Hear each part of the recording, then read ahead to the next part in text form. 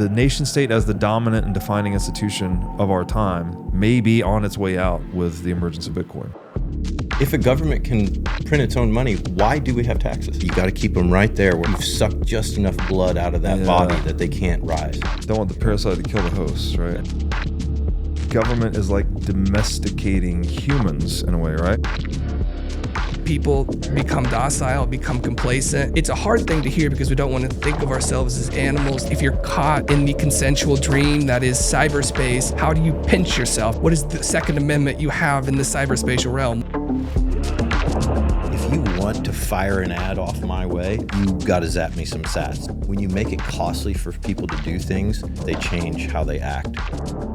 One thing that I would hope people would learn is that they are highly programmable. If you don't take that seriously, then you're going to get programmed by someone else. This is the first live money we've ever had. Live money continues to live by adapting to its environment. Every money that we've had previously has been matter. Matter is energy in a potential state. It is dead money. Dead money kills, live money gives life.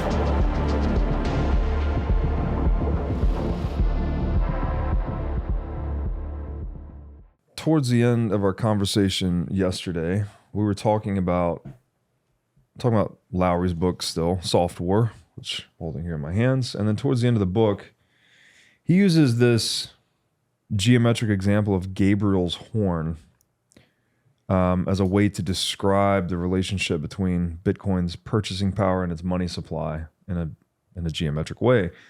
And I'm not sure what we said about it yesterday. I know I was struggling to recall exactly what it was, but we've since revisited it. And so I just wanted to clarify my interpretation of what he's saying here. This structure that you see on the screen looks like basically a two-dimensional sheet that's curved towards infinity, right? This is something very similar to what Einstein used to do a rendering of a black hole, basically. And so in this metaphor, the surface area of Gabriel's horn maps onto the purchasing power of Bitcoin, in that the surface area can be pulled out to infinity. And equivalently, you can store infinite purchasing power in Bitcoin. And the paradoxical thing about this shape and what makes it such a useful visual metaphor for Bitcoin is that even though you can expand the surface area to infinity, the volume does not change.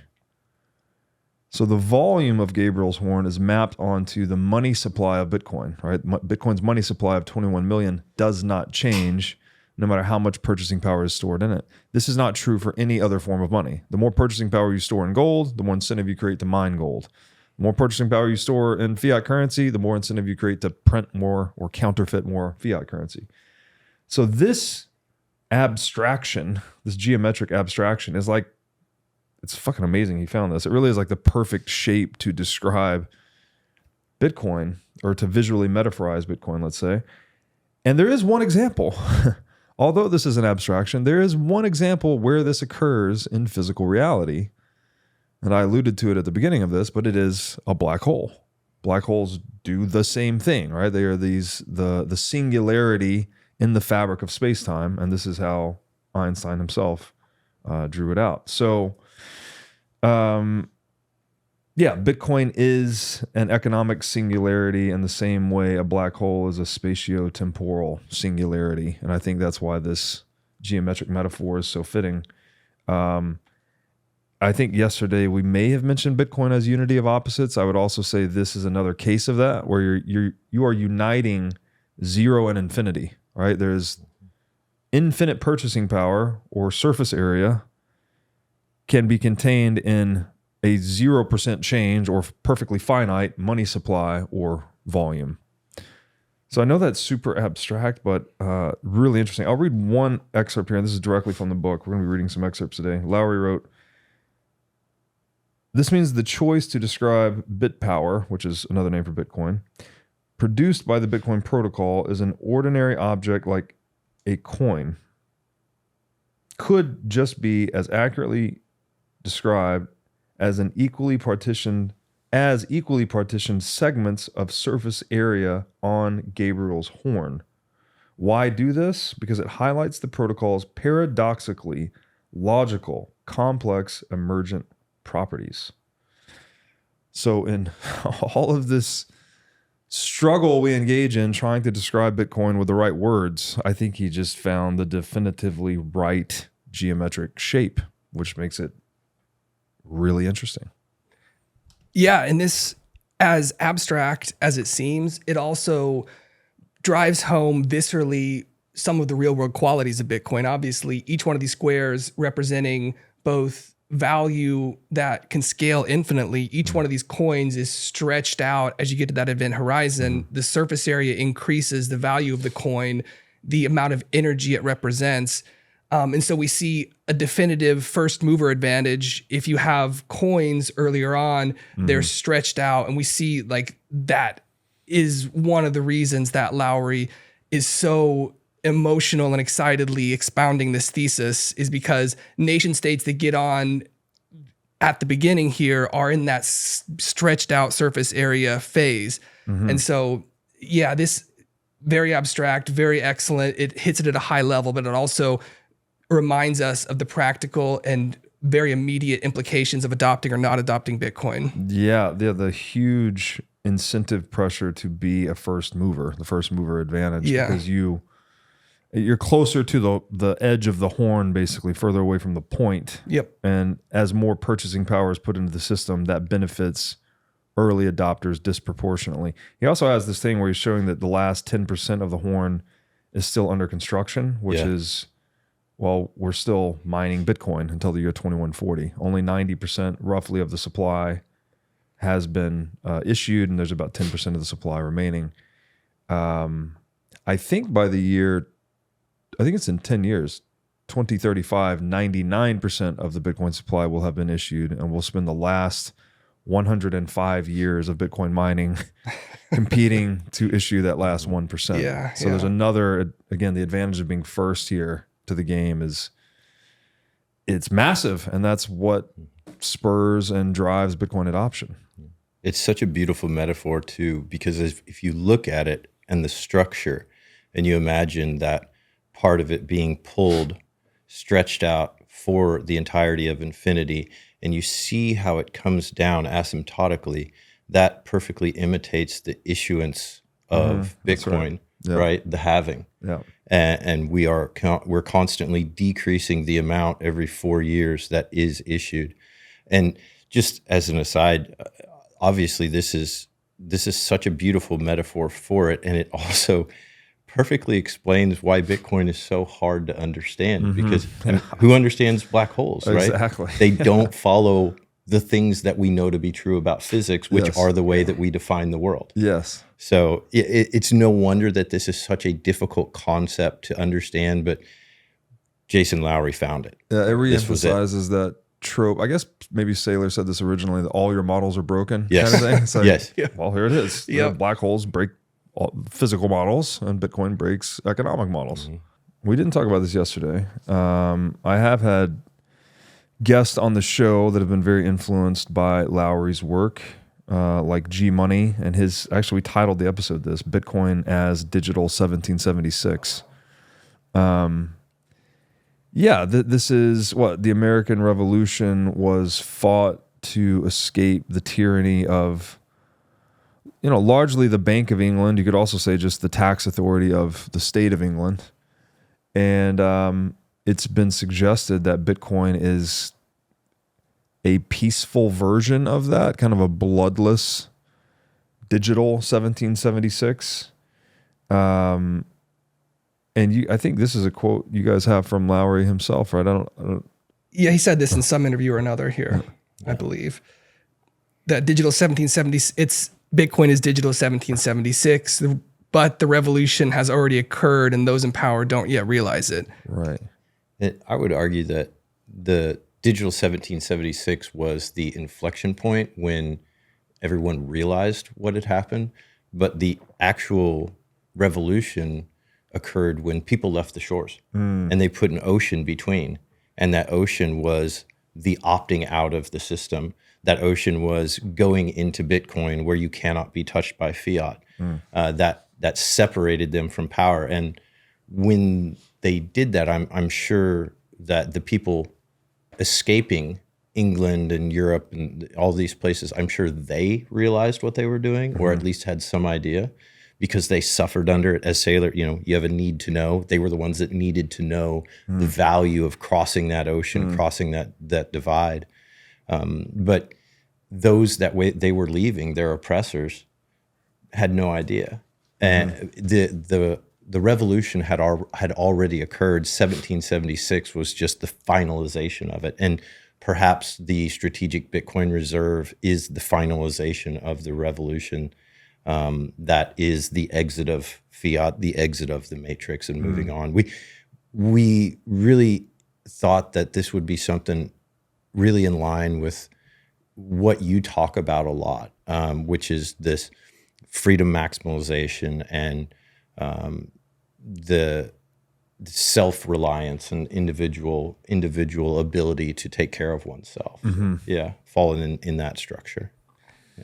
Yeah, it brings up the difficulty in trying to circumscribe when an event actually begins. It's like when, we would say it's when the Declaration of Independence, the signatures were laid on that sheet of paper, but obviously it had been brewing for a long time prior, and there were wars fought afterwards too, right, to reinforce our independence and maintain it. So it's like it's the innovation versus the invention. Yeah, like the innovation is almost the theoretical, the idea. I'm going to make a light bulb. I'm going to start trying. I'm going to make a vehicle. I'm going to start trying. But you cannot find that invention. You cannot find that revolution until you struggle through the waters of the Potomac in order to get to the other side. Right. Yeah. There are inflection points along the way. Even with Bitcoin, it's like some people will say the day the Bitcoin white paper was issued is the day Bitcoin started. Some people say the Genesis block. Hash wars. Yeah, exactly. Yeah. Hash wars or the block size war. Block size wars. Of 2017. Yeah.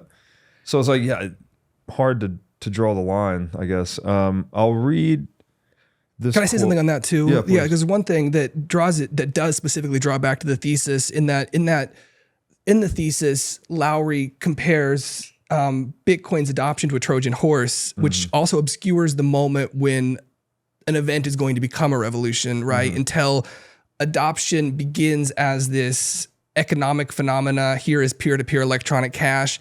We get sufficiently far along, we realize, inside of this all along was a revolutionary military, or at least war-fighting protocol in the cyberspace, in the realm of cyberspace. Yeah, no, that's a great point. Things are, again, back to complexity. It's just like things are complex. You don't know exactly where to draw the lines. And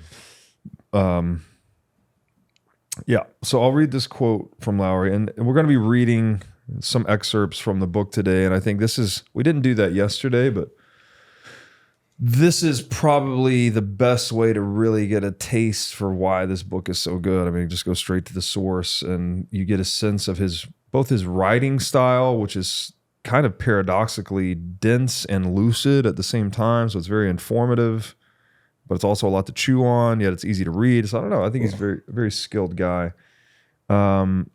So I'll read this excerpt here. Lowery writes, quote, "With the global adoption of cyberspace combined with the global adoption of an electro-cyber form of physical power competition enabled by proof-of-work technologies like Bitcoin, humanity could be at the dawn of creating a completely new type of polity that it has never seen before, a new or adjusted type of governance system which enables the formation of an organized society that resembles something on par with, or perhaps even superior to, a traditional government. With the emergence of cyberspace and a new way to project power in, from, and through cyberspace, humanity could be crossing the event horizon of a highly impactful discovery akin to the discovery of agriculture. These technologies could reshape our understanding of what the term national defense means by changing what national means, because this technology could change how abstract power hierarchies are forged in the first place. I mean, there's a lot to unpack there, but the thing that immediately jumps out to me is as a restatement in a way of the thesis expressed in the book, The Sovereign Individual, that once human beings had a money that they could opt into that did not debase them, basically a 0% monetary policy, for lack of a better term, which is what Bitcoin is, that they would opt into that money and opt out of all other monies in droves because, well, guess what? No one likes to get shadow taxed by inflation. And the numbers are staggering. You'd have to look at the book, The Sovereign Individual. I wrote about this years ago, so I don't exactly recall, but it's like even people that are making just a few hundred, $100,000 a year, if you're getting taxed at say 20 or 30% and you're foregoing say 5 or 10% return on that money, your lifetime earnings, the decision to opt out of inflatable money into non-inflatable money is like in the millions or tens of millions of dollars. So there's a huge financial incentive to adopt Bitcoin and not hold your savings in inflatable fiat currency. But this realization dawns on people gradually, then suddenly, right? It's like we're kind of probably still in the gradual phase. I mean, at some point, maybe we'll see more fiat currencies hyperinflate, and then we'll see Bitcoin become this dominant money. But what that does is it takes away money printing as a revenue option for the centralized state. So now they're left with only explicit taxation, and people tend to be much more resistant to explicit taxation. So the broader thesis of that book, The Sovereign Individual, is that the emergence of I think they called it global digital cyber cash, which basically we're calling Bitcoin, would force the state, all states, to become more accountable to the preferences of their citizens.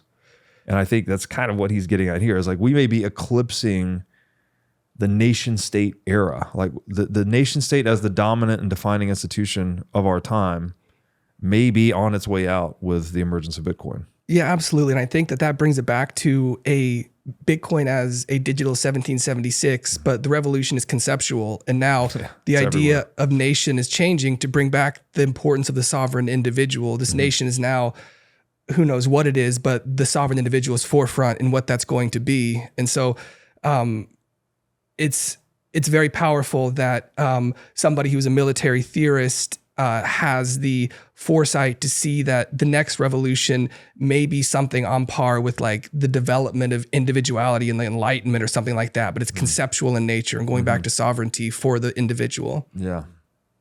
This is the network state. Yeah. Right. This is Balaji's the third. We had the church fell to the printing press. We had the nation fell to the internet, and to digital money. Yeah. And I'm glad you brought up the point about the hidden tax that is inflation, because our minds think linearly. We do not have the ability to think exponentially. People don't understand that if you're taxed 12%, then in 6 years you've lost half your wealth. In 24 years, you've lost 90% of your wealth. And in order to get that back, you have to gain 9,000%. I think that's the correct, I'm not positive, but directionally correct, as people are fond of saying now. And so that aversion to loss has not been hammered into our heads because we've just been slowly bled by the means of someone else having control of the money. And again, if we take the money back to being a bearer asset, which it had been for the entirety of human history prior to fiat. We always had natural money emerge that was agreed upon due to its ability to meet characteristics that serve the purpose of money. And we've just had this fiat experiment that has been objectively an utter failure. There is no fiat money that exists that is not down at least 99%, and nearly all of them, I think over 4,000 of them, are now defunct. And you've got 160 of them that are just on their way to losing. And what is the definition of insanity? We keep on thinking that you can prop this up, and you just can't because it's a bad system. So the sovereign individual predicting this, and you go, there's other writings even prior to this that talked about like a digital cyber currency or some sort of thing, but it always was envisioning the power back to the people and the polity then having to compete on a service level. Yeah. A government, if you want to tax me, if you want me to give up my money because you no longer have the right to take it, then you actually have to show value. You have to have good roads. You have to have good schools. You have to enforce rule of law equally for all parties and not have a two-tiered justice system for those with and those without. And it puts all polities and all ideologies on notice that you now do have to conform to this thing that is rooted in physical nature that does not bend to your will. Yes. And cannot be fucked with. Yeah, that reminds me of the Musashi quote. He goes, "The truth is what it is, and you either bend to its will or you live a lie." All right, it's like Bitcoin's exposing the lies of nations. And you brought up exponents.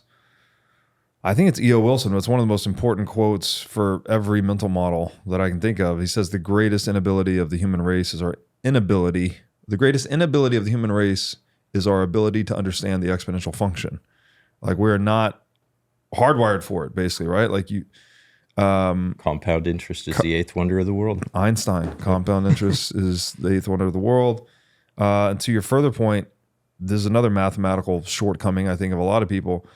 If you say you have $100 and you incur a 20% loss or 20% tax, right? Or 20% inflation, whatever it was, well, you now have $80 worth of purchasing power.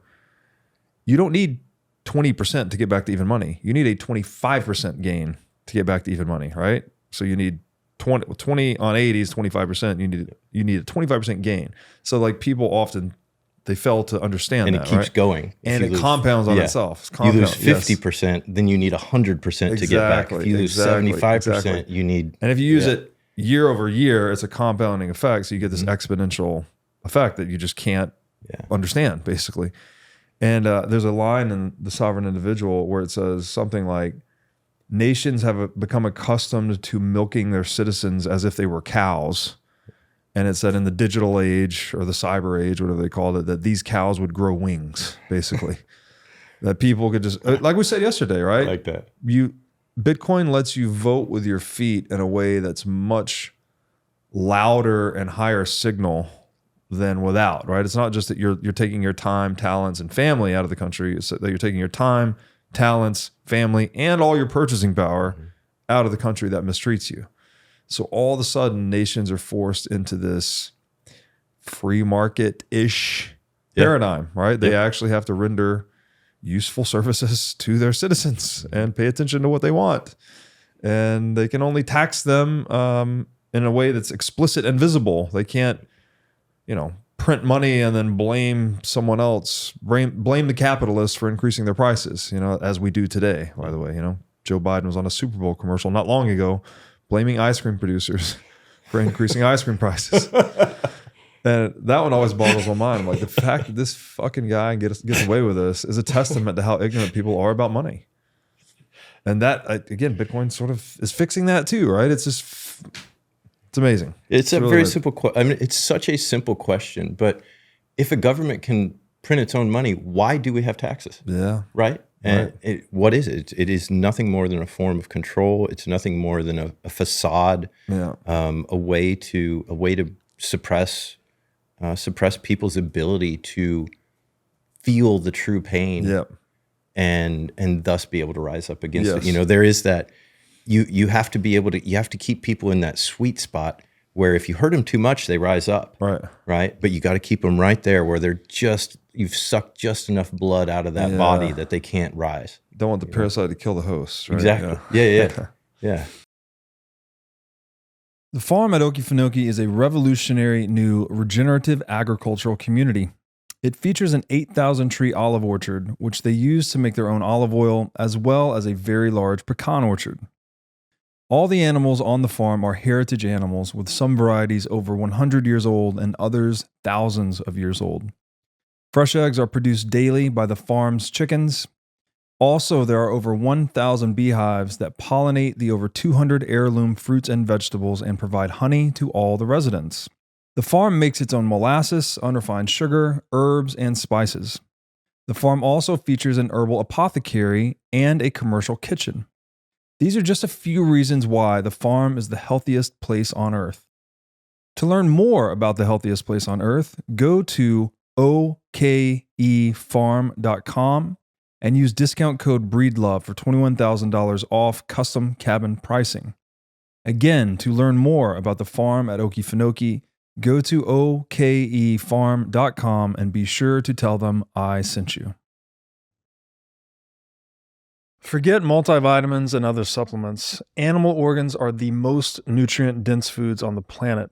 You can get 100 times more nutrients from organs than you can from muscle meats. But the problem with eating organs is that they are difficult to find in stores, they are difficult to prepare, and even when they are prepared well, they often don't taste great. Thankfully, Heart and Soil Supplements has made consuming organ meats so much easier by providing powderized organs in capsule form. Organ meats include everything your body needs to thrive: vitamins, minerals, peptides, proteins, and growth factors. This is why organ meats were the most prized foods for our ancestors. Fortunately for us, Heart and Soil makes these treasured foods easily accessible. So go to heartandsoil.co today and use discount code BREEDLOVE to get started on your journey to optimal health and vitality.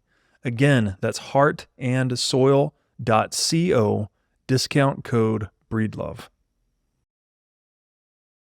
Yeah, so Lowery talks a lot about the concept of domestication, and in part talking about how humans have domesticated, well, obviously we've domesticated certain species of both plant and animal, which is a term he uses interchangeable with genetic enslavement, right? That we basically take an animal and we artificially select it into the form that we want, right? Even now, it's gone further than that today with the genetic modification of crops and things like that. So, and this relates to money and governance because I think, and he's careful the way he says this because obviously who his audience is, people inside of government, but there is this view that government is like domesticating humans in a way, right? And well, we've heard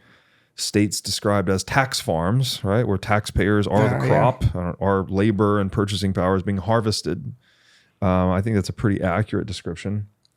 So I'll read an excerpt from Lowery here, who writes, quote, "We should be cautious of people who encourage docility and condemn physical power as the basis for settling disputes, establishing control authority over resources, or achieving consensus on the legitimate state of ownership or chain of custody of property. It's clearly a security hazard and can also be a deliberate attack vector."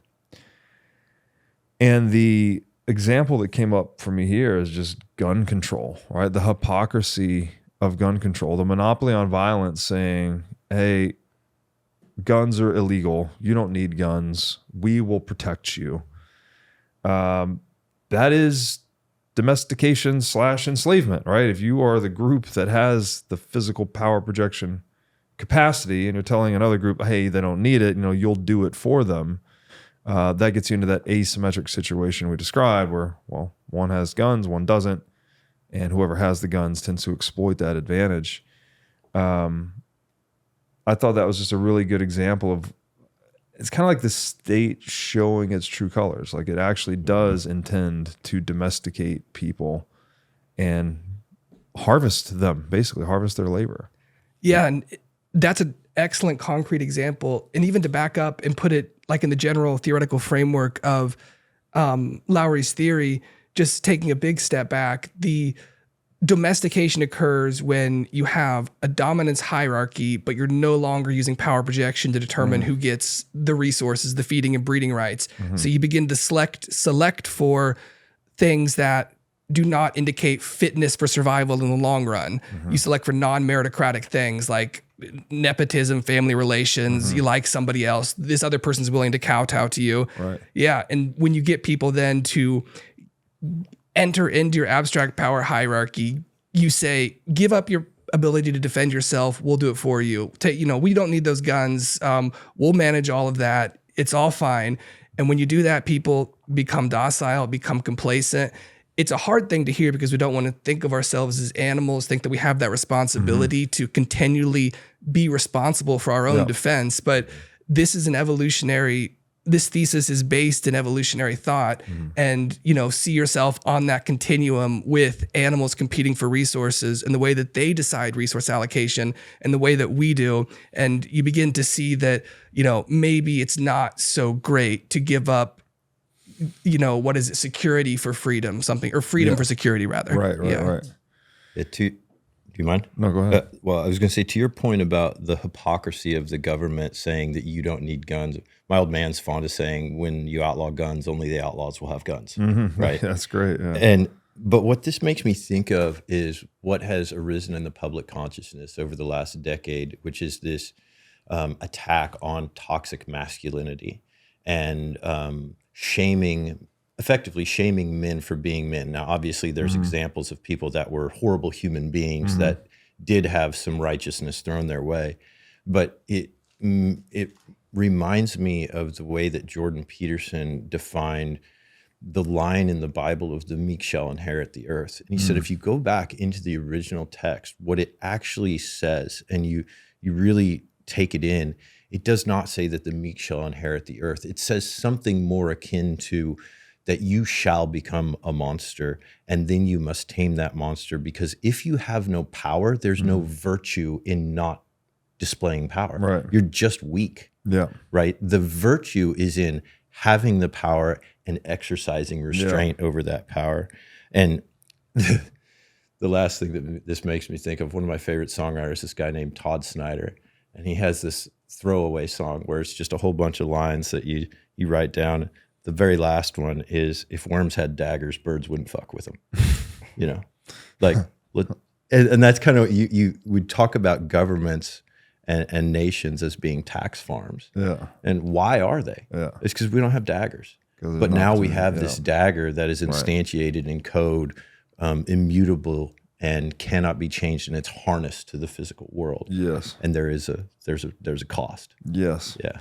Yeah, and I would say that's why the United States has been the most resistant polity to a lot of this global push towards globalism, utopianism. In the UK right now, they're arresting people for fucking tweets and Facebook posts, right? Like, we don't stand for that in the United States. I mean, most parts of the United States. Obviously, we've had censorship, but no one's been physically arrested for something a tweet or whatever post they put online. And again, that's backed by the symmetry of physical power projection capability that exists here because we have a high penetration of gun ownership, right? That does not exist in the UK and other places. So they are more vulnerable basically to tyranny. And that's, when the opportunity is there, it gets exploited. I think another good point here, which is, we keep going back to this. It's like you can't opt out of physics, I think is something Lowery said, right? It's like this is a game you can't opt out of. Yeah, it's the third law, right? You can't win, can't break even, you can't quit playing the game. Can't quit playing the game, exactly. Yeah. And there's that other quote that those who trade liberty for security end up with neither, right? It's like you just can't, that's not how it works. If you try to trade away your freedoms for someone to just keep you safe, well, you've now given up your ability to defend yourself. Declawing cats. You're declawing cats, right? This is why states are always itching for gun control. And you look where some of the greatest atrocities have been committed, and it's in states that had really disfavorable gun laws for individuals. To that quote in the Bible, my read on that was something like, it's not the meek shall inherit the earth. It's that those who know how to use their weapons but choose to keep them sheathed, which is kind of like what you're saying. It's like it's integrating the Jungian shadow ultimately. It's like what you're capable of, but you're choosing to be good, right? It's not that you don't know how to fight or don't know how to defend yourself and you're just weak, as you said. It's you do know that about yourself. You do have the guns or the technique or whatever the thing is that makes you comparatively competent to someone that would want to coerce you. But then there's the choosing to do good and be good. And like, that's how we actually transcend. I think we become stronger, better people. When there's a reason, I think, why we choose not to do that. Like, having been around some soldiers and some fighters, those who truly know violence are really unwilling to advance into it. Right.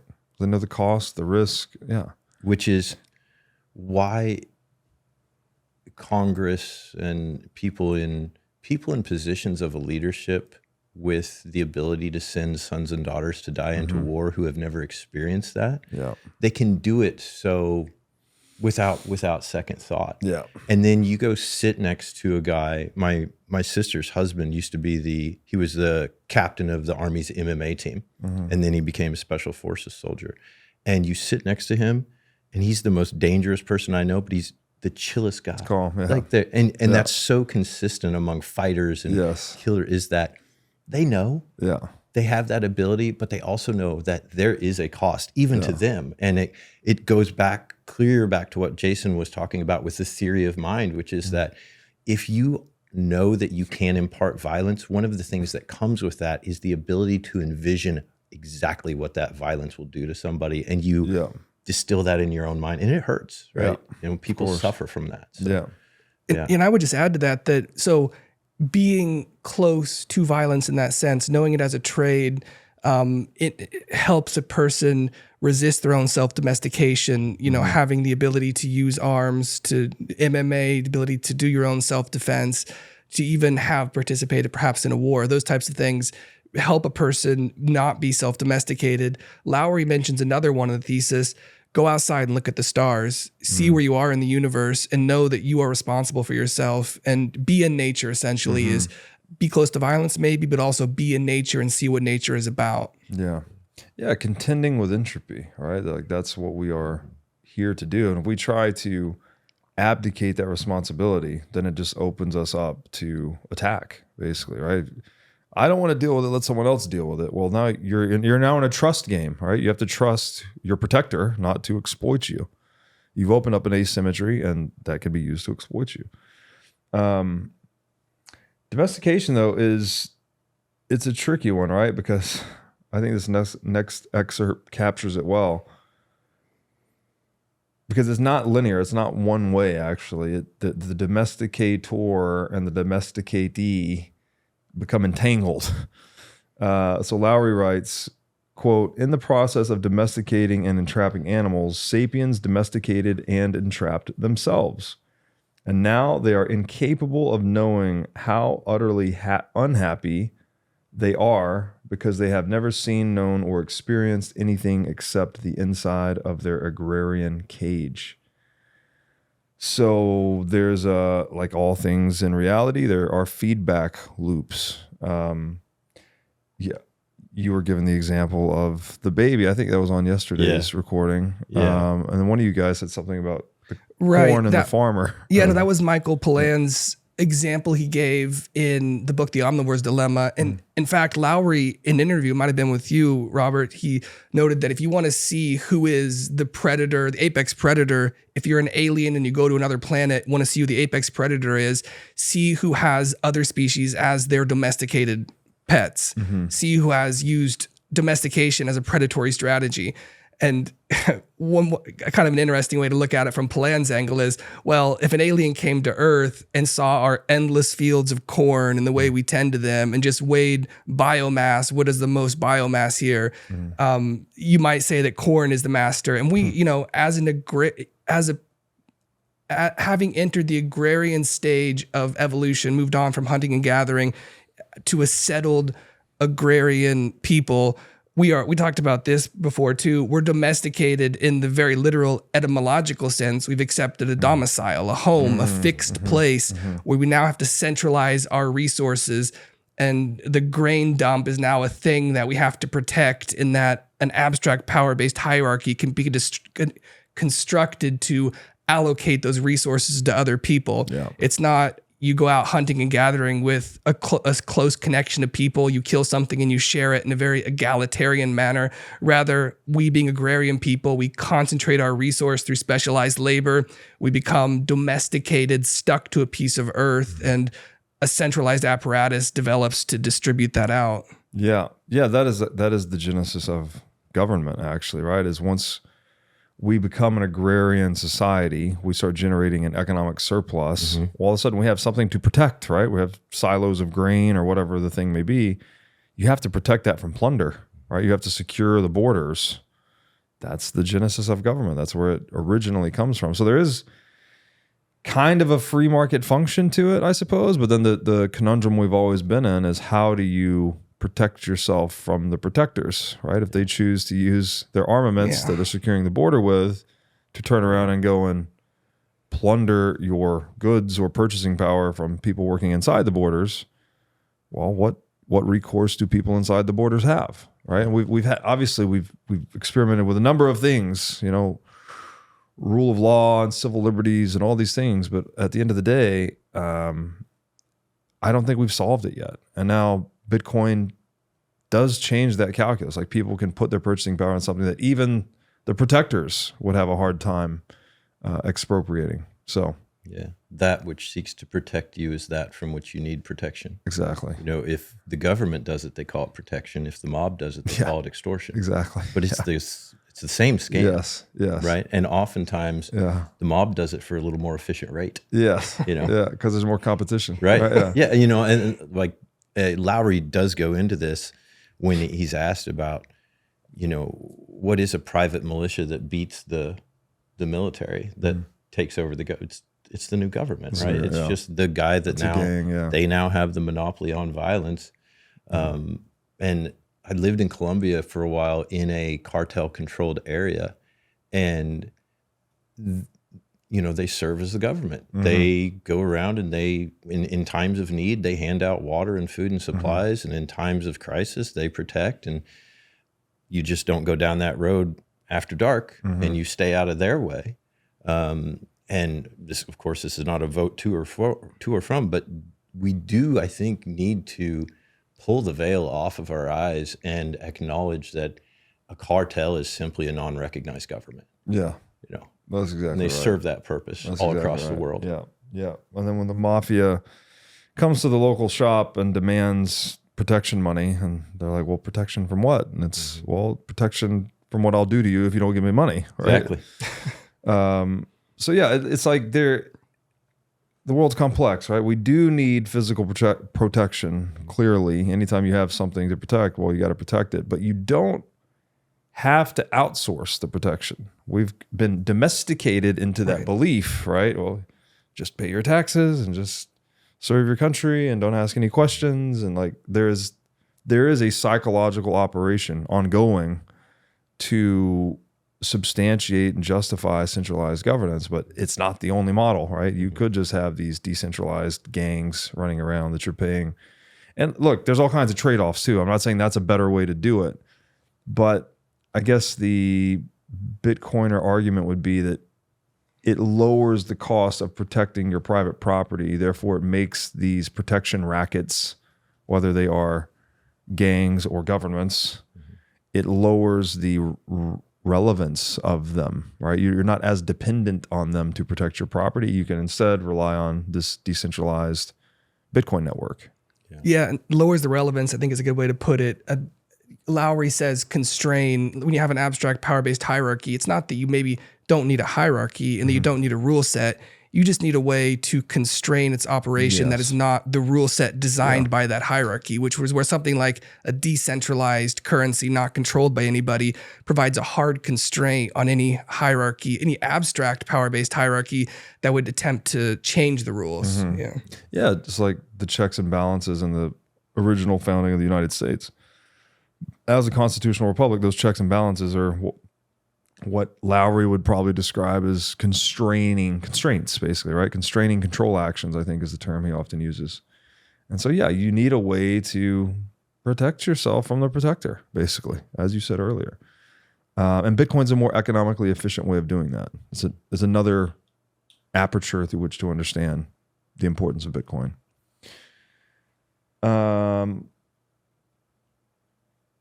Okay, so going back into kind of the cyberspace and Bitcoin discussion, Lowery writes, quote, "Well, the way the internet is currently architected, users operating in cyberspace are automatically domesticated as the architecture necessary to project physical power to physically constrain belligerent actors is currently missing. At least it was before the invention of Bitcoin." So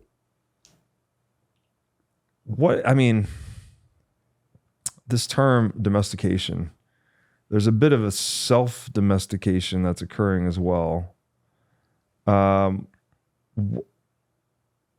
role does this play in his thesis? Yeah, so the idea would be that when we use software provided by large corporations like Facebook, Twitter, the whatever bank controls your financial data, these are abstract power-based hierarchies that are controlled by administrators who have God-king rights over how the system operates.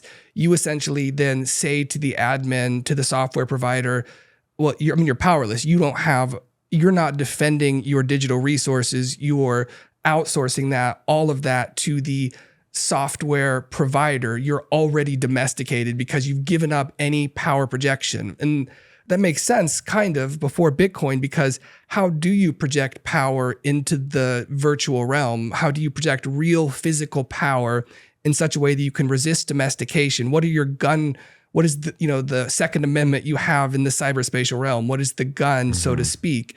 Once you have Bitcoin, you have the proof of work cybersecurity protocol that is essential to Bitcoin that allows the expenditure of real world energy in cyberspace to make bits provably costly. The electro cybersecurity dome that we mentioned in the last conversation. And so now Bitcoin is the first instance of an ability to project real world physical power into cyberspace, and so reject the auto domestication that comes from downloading a piece of software and expecting it to do all of the work for you as far as self-defense. Yeah. Again, there's that abdication of responsibility. Almost, as you're saying, by necessity. Because how could you? The only access point to the internet was through these centralized data monopolies, right?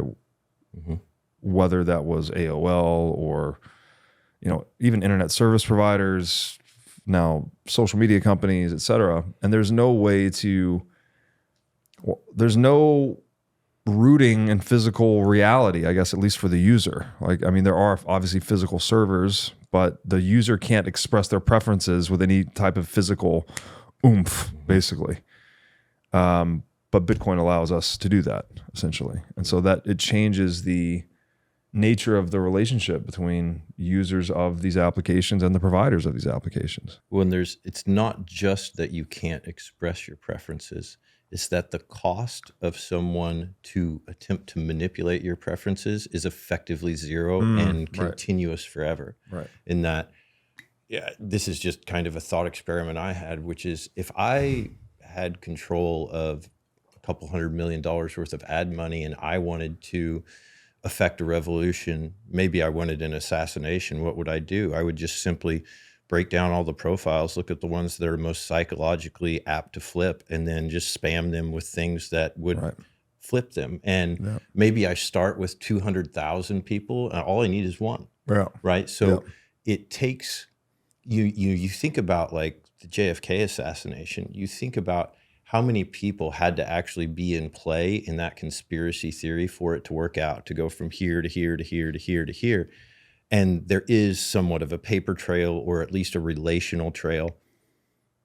With this type of approach, you can Manchurian candidate somebody into doing your will and have this great distance between you and them, this deniability. And there's nothing to stop that. Up until this point, there had never been anything to stop that, except now we have the base layer of Bitcoin, which allows us to put a halo, allows us to put this electro cyberdome around our preferences and around ourselves as we travel through cyberspace, such that if you want to fire an ad off my way, you got to zap me some sats. You've got to we're going to make it costly for you to do that. And when you make it costly for people to do things, they have skin in the game, Right. and they change how they act, and they act right. Yeah, and that's a great argument. And to take it a step further, you said if you had $100 million or whatever it is, well, what if you just had a money printer?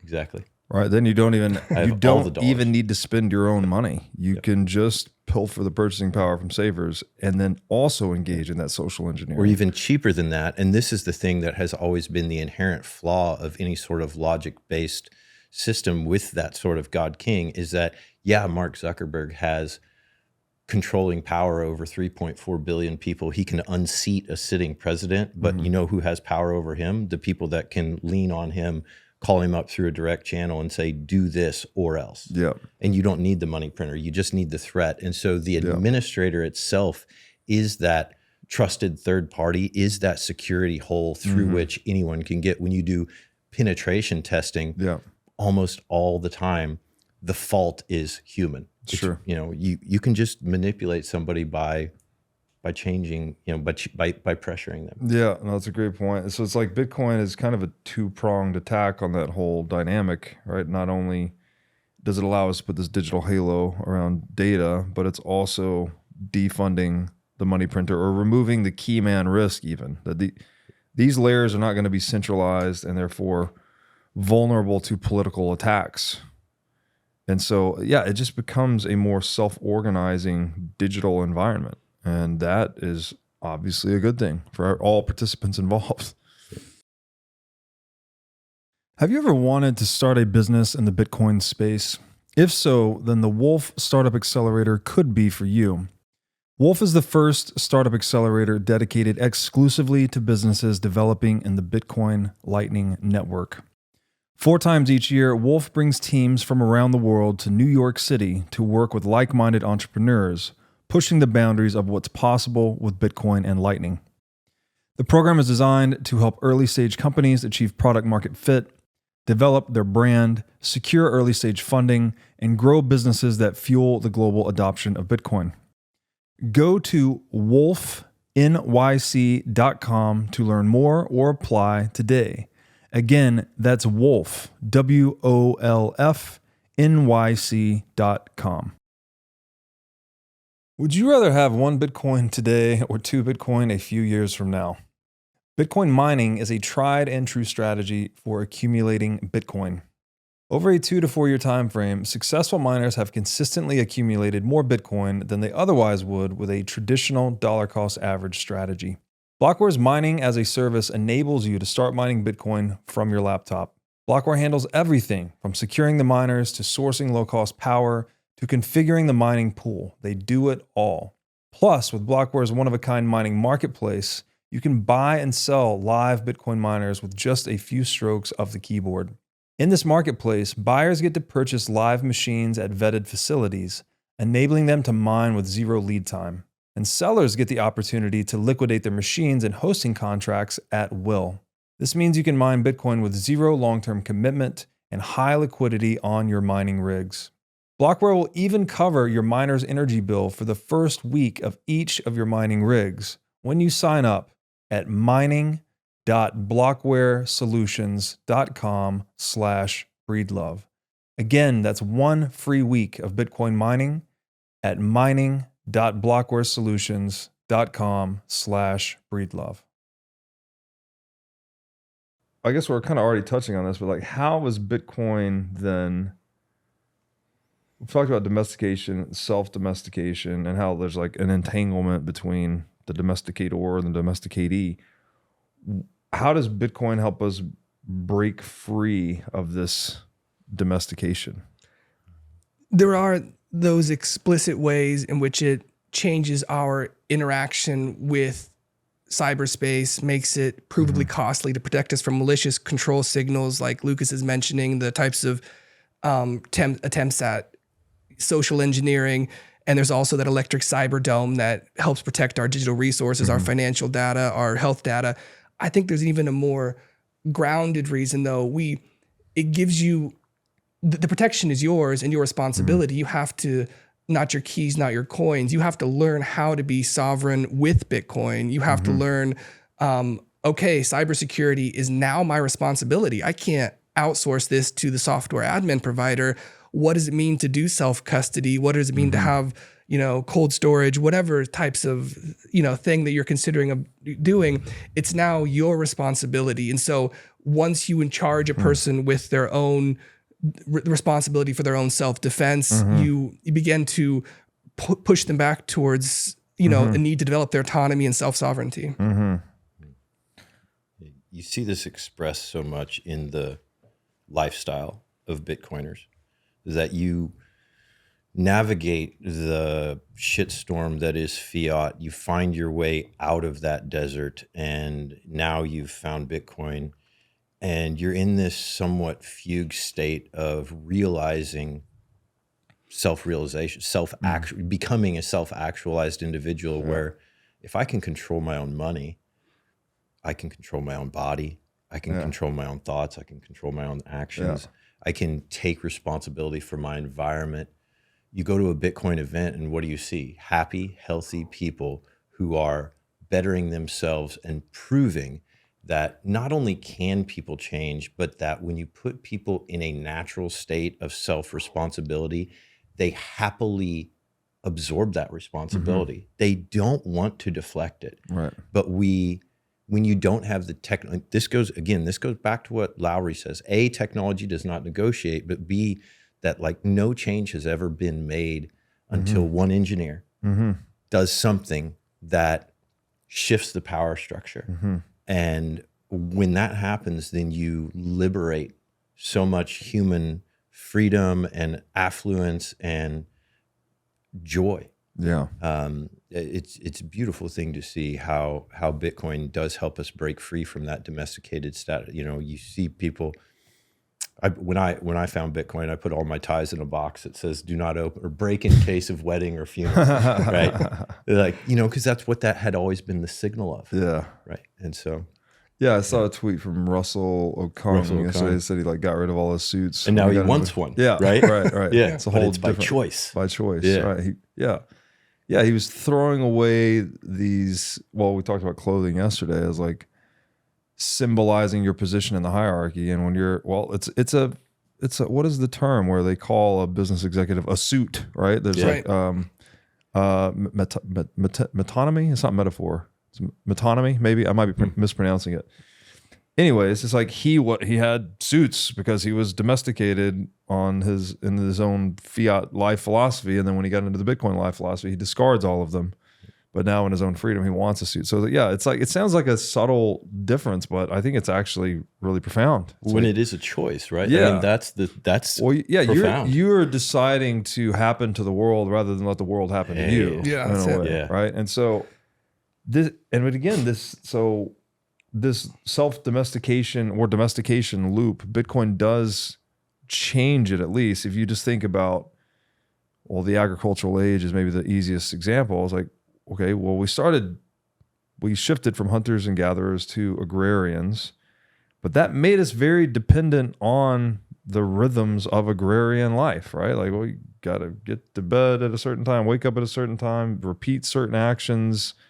Also, the diet changed, right? Like it talked about, people's their teeth rotting and physical stature becoming diminished, like because you've changed the proportion of meat in your diet to more grain. And so it's such a paradox in a way. You're trying to liberate yourself and create more food and overcome the economic scarcity of nature, right? To have more economic abundance. But so you're trying to strive for independence or freedom, but at the same time you gain this dependence, and that you now have to accord yourself with all the demands of agrarian lifestyle. And it's like, okay, well, that's fine. I mean, if you want to do that, great, but not everyone should have to do that, right? We really want people that are more like sovereign individuals that are choosing their own path, right? They can choose. I mean, I guess we're all domesticating ourselves in some way, right? It's more, I think if I take it all the way down to the physics level, it's entrainment, right? It's like whatever you're doing, you're becoming like. Yeah. Entrainment is where if you take the frequency of any system and you put it near another system, eventually they start to synchronize, basically. The vibration They of one oscillate system. at the same frequency. Exactly. Yeah. The classic example is the tuning fork. Yep. If they're on the same frequency or hertz or whatever the tuning fork measurement is, you hit one, the other one starts to vibrate, right? But it's also true in biology. You put women together and eventually their menstrual cycles start to harmonize. It's also in just interpersonal dynamics. You are the average of the 5 people you spend the most time with, right? Like we're all products of our environment. We're all, I mean, due to this physics concept, we are becoming like our surroundings. And so there's some subtle shift with Bitcoin where you go from being programmed to being self-programmed, right? Like you get to choose. Even us having this conversation right now, which is inspired by Bitcoin, it's like it's helping us have this realization that, oh, I get to choose who I spend time with, what books I read, what job I do, what activities I engage in, et cetera. I get to entrain myself and can program myself, basically. If you don't have that realization, you might just be meandering through life, right? Just doing whatever you can to survive, getting this job, getting that job, and then you are basically being programmed. So, all that is to say what? It's, yeah, I guess how else could we say Bitcoin is changing this? It's people are going to have this tendency to imitate the wealth acquisition strategy that works. So the example I like to use here is, okay, Putin today, Vladimir Putin, you know, a notorious statesman, supposedly has like north of $200 billion net worth. He's acquired all of that wealth, not by building anything of value for anyone. He's acquired it by coercing people. It was literally on top of a giant abstract power hierarchy that's not a competence hierarchy. It's a coercion hierarchy, right? It's literally funded through tax revenue, and taxation is theft. Okay, well, in a world of fiat currency and gold, the Vladimir Putin strategy seems to be very imitation worthy. You can get a $200 billion net worth by acting like this guy.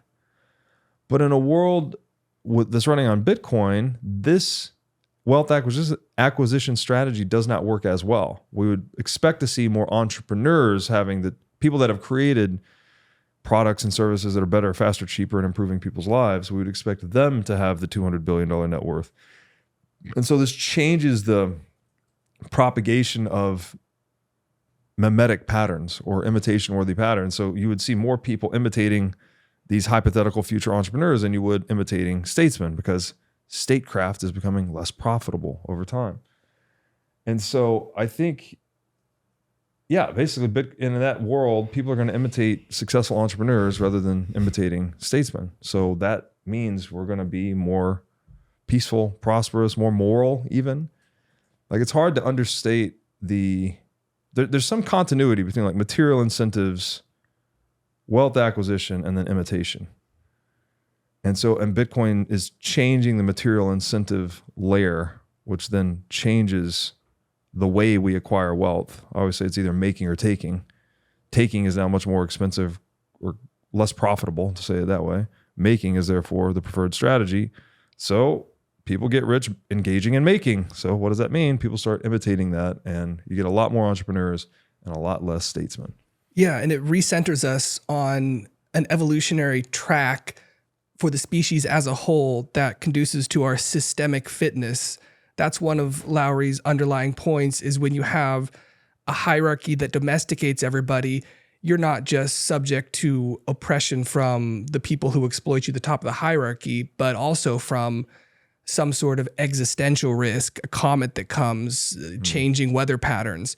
But if we recenter ourselves to reward the entrepreneurs, as you say, instead of the status, instead of those who are parasitical in their wealth accumulation, then now as a whole, our species is once again on an evolutionary track to bootstrap us into the next Kardashev level, harness all the energy from the sun, perhaps, bootstrap new technologies as we search for new energy sources, types of things that could mitigate existential risk from whatever, a comet coming in, if we have new sources of power that'll enable new rockets to shoot at it or whatever. But that mimesis is very important for social animals. And so if we have correct incentives, are going to incentivize our own evolution in the correct direction. Yeah, we go from the 60s, which is a decade in which we set an impossible goal to make it to the moon and achieve it.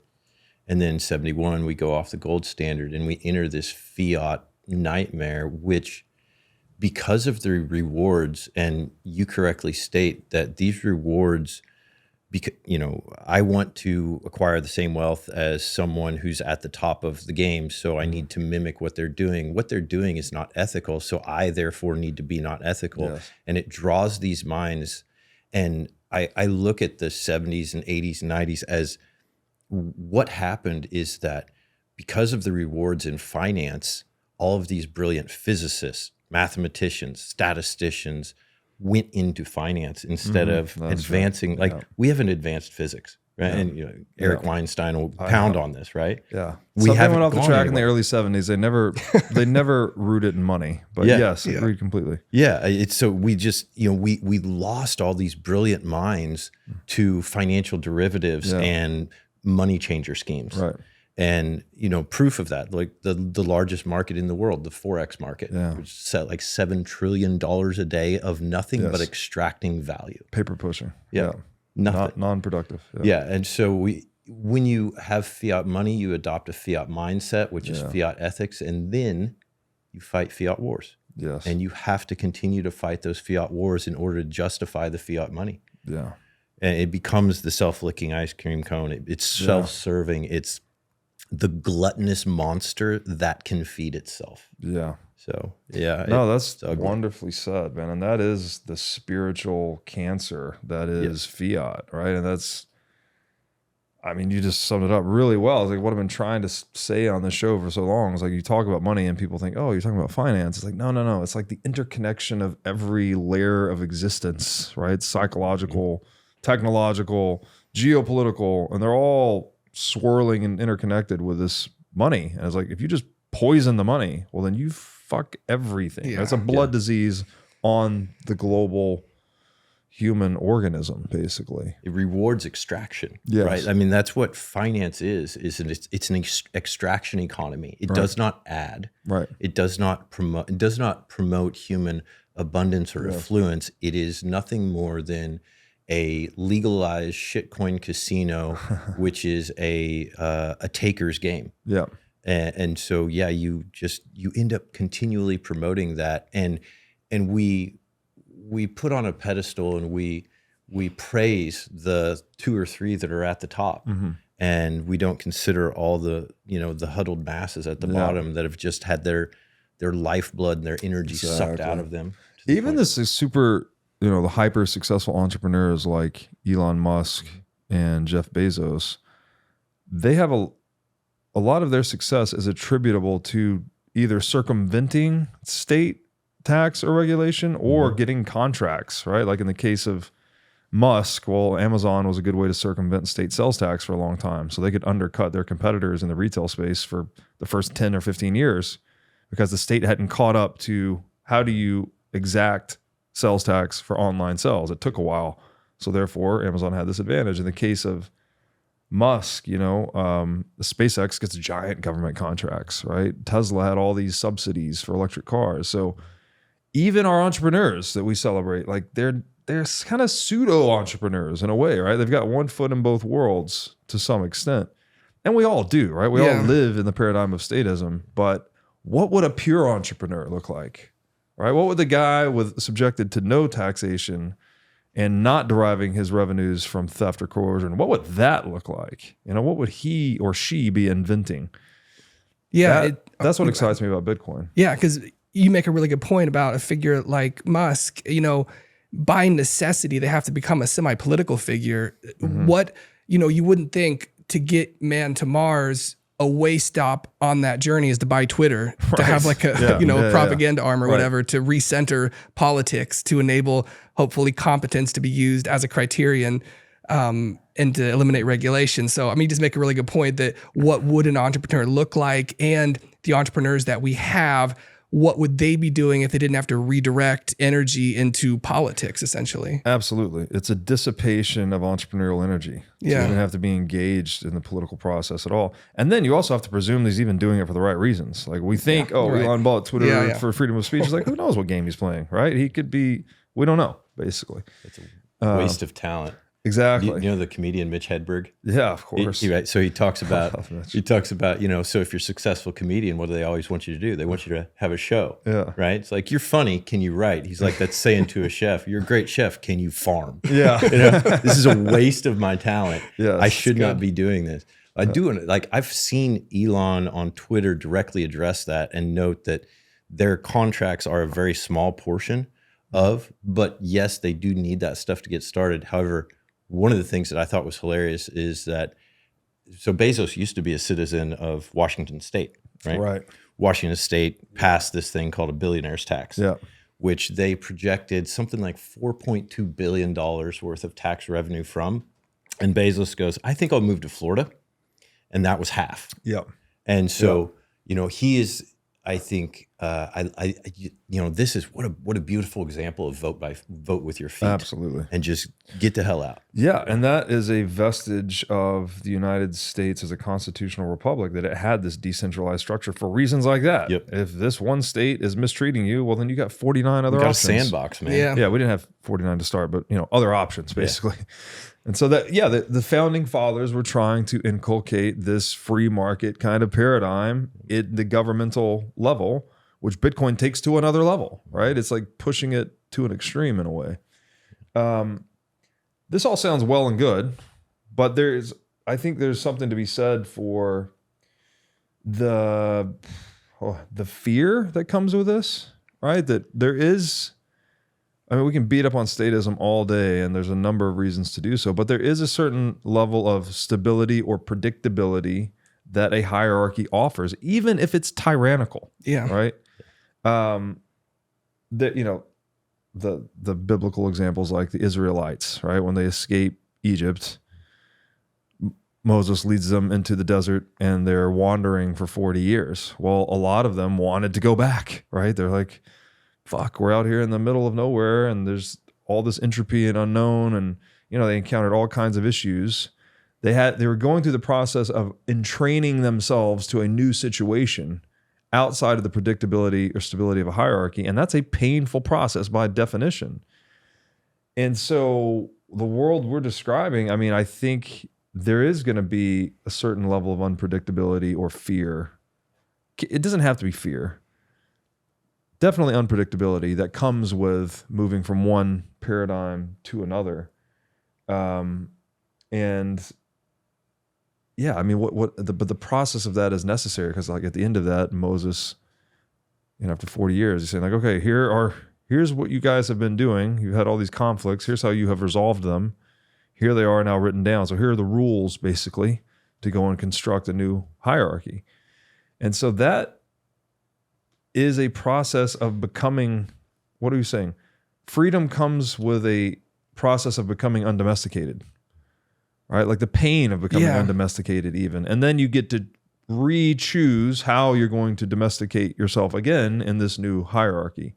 And so I think we're going to go through something similar with Bitcoin. Yeah, I think I believe Lowery has this quote, if not, as another thinker, that we are clay statues that are shaping ourselves, and that shaping is painful. Oh, yeah. And so in the process of not becoming domesticated, there is the anxiety of freedom. There is all the things that could happen to you in the wild, in the desert. And there are different psychological types. Some people are more risk averse. Some people measure risk in different ways. And, that's not a problem if you have Bitcoin as an alternative. If Bitcoin is the standard, some people will store their coins with a custodian on a centralized platform like Coinbase. Some people will have shares of an ETF, and there's a spectrum that you can do. And some people, may not be ready for a full jump into off the grid self-sovereignty or whatever. And so there's nothing inherently wrong with that. There's different types of people, and as long as there is that base level ability to exercise absolute sovereignty, then people can, based on the risk averseness and their psychological profile, kind of adapt to that. Yeah, and again, this is kind of the beauty of it, is you could choose, even as a Bitcoiner, to opt in to one of these super advanced, rigid hierarchies, right? And you could just slot yourself in and play your role and have a lot of predictability. And I've never been to Singapore, but I've heard it's a very very strongly policed hierarchy, right? There's the streets are clean and all of that. It's like you could do that, or you can go into the wild, wild west, so to speak, wherever that may be. And it's more of this like choose your own adventure thing that seems really important versus forcing people into certain social roles or certain social hierarchies. Also recharacterizing the hierarchy based on competence rather than coercion. Obviously, that's very important. You want people doing what they're good at and not coercing one another. That's a good situation to live in, right? Yeah. You get to enjoy the fruits of everyone else's labor as they get to enjoy the fruits of your labor, and then preferably people aren't coercing one another, because that's good for peace and enjoyment. Yeah. So this makes me think of, Jordan Peterson's 2017 Harvard lectures, he goes into the Oedipal mother. And the Oedipal mother is the woman who loves her infant so much that she resents them for becoming a toddler, a child, a preteen, a teen, and then an adult, right? And so therefore the mother that can't let go. Yes, that can't let go. And in talking about how to treat that, and so now what I'm doing is I'm projecting the Oedipal mother as the government, and the safe place. Oh, you can stay here. I'll feed you Cheetos. I'll make your bed. Don't worry about a thing. You'll always be near mommy. And he says, the risk is that if you leave here, you could lose your life, right? That risk is real.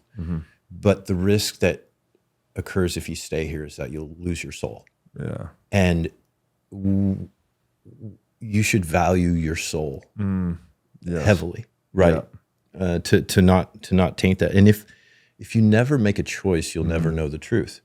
You just have to continue making these choices because they refine your ability to assess risk. And I told you yesterday, I saw this online that made me really think highly of all the failures that I had, which was that I have failed more times than you have tried. Right. And it puts into perspective, like, failure is not something to be ashamed of. Failure is feedback. It's a loop. We do better. We make better risk assessments after. Yeah. That's excellent. It's, again, a callback to the sovereign individual, because they describe the state as the nanny nation state, right? That infantilizes you. And this is what Bitcoin, again, enables the emergence of the sovereign individual. And I think the sovereign individual could be straightforwardly described in the context of what you just said as someone who values their soul more than their life. There you go. That's good. All right, like they want to go out and live their life to the fullest, all risk included. I mean, maybe not accounted for, but they're just willing to take the risk or the entropy of freedom to live life to the fullest. And I don't think there's any other way, right? You can't have both. Yeah. In any conflict, the winner is always the one that's willing to die. Yeah. Right. So if you value your soul more than your life, then you'll win everything. Right. Just whatever you set your mind to, whatever you push towards, the fear that you have of staying the same, if it's greater than the fear of the pain of changing, then you'll make that move. Yeah. And you'll make that choice. You'll make that jump. You'll exit the matrix. You'll start pumping some iron and walking around, getting some sunlight, and then you'll become a self-actualized individual. Exactly. Yeah. That's a great point. Bitcoin custody is evolving. Both self-custody and single third-party custody come with significant risk and trade-offs. OnRamp is pioneering a new standard, multi-institution custody, which eliminates single points of failure, adding fault tolerance and redundancy to your setup. OnRamp secures your Bitcoin in a segregated cold storage multi-key vault guarded by 3 independent institutional-grade custodians, none of which have unilateral control over your keys. Your funds are fully auditable on-chain, cannot be rehypothecated, and can only move or be withdrawn at your explicit direction. Multi-institution custody removes the technical, mental, and physical burdens of private key management, providing unparalleled peace of mind for you and your loved ones. Bitcoin is money, and as the price continues to appreciate, OnRamp helps you seamlessly tap into financial services like trading, inheritance, insurance, loans, IRAs, and more, all without compromising on security or accessibility. Schedule a consultation with the OnRamp team to learn more at onrampbitcoin.com/breedlove. Again, that's onrampbitcoin.com/breedlove. As one of my business mentors once told me, the job of the boss is to eliminate confusion. The best antidote for confusion is access to truth, which brings clarity to business decision-making and thus optimizes the drive toward future business goals.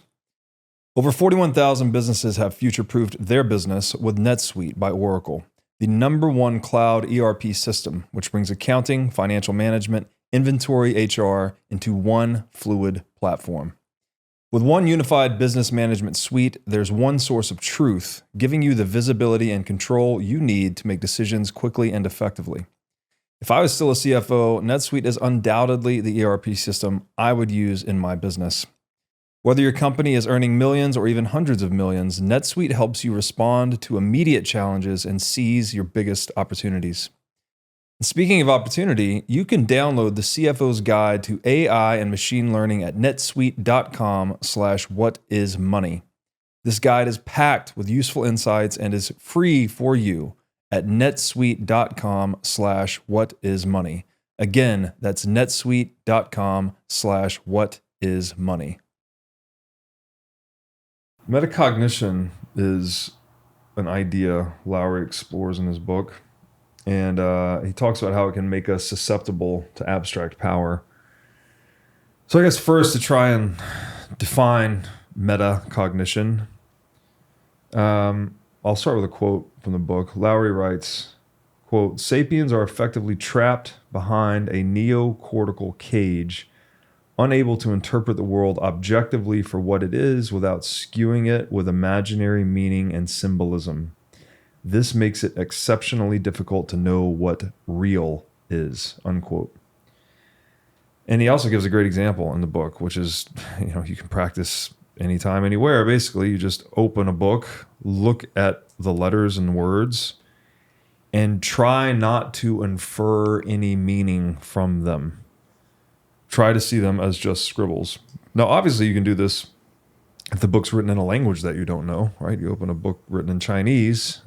If you're me, all I see are scribbles. I don't know what it means, but it's interesting when you try it with a book written in English and you look at it, you can't not see the symbolic meaning. It's like we are superimposing this meaning layer on ink on paper, basically. And it happens sonically too. Like we'll have those dissociative moments where pancake, you say it enough, and then the word doesn't come to you with any sort of semantic connotation. It's just like this it's alien to you. Mm-hmm. Yeah.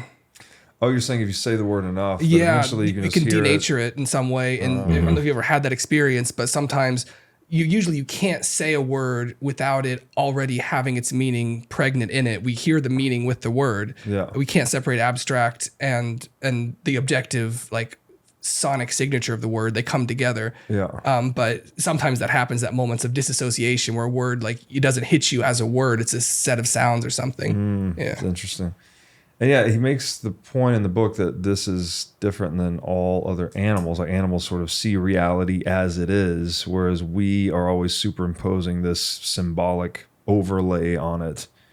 And that's useful. That's our superpower in a way that we can do that, but it also opens us up to exploitation, basically, right? We can be exploited by rhetoric and storytelling, and it has a whole list of the abstract activities in the book. I'll read a longer quote now, unless you guys have I anything just on say that, yeah, the fact that, to relate it back to metacognition,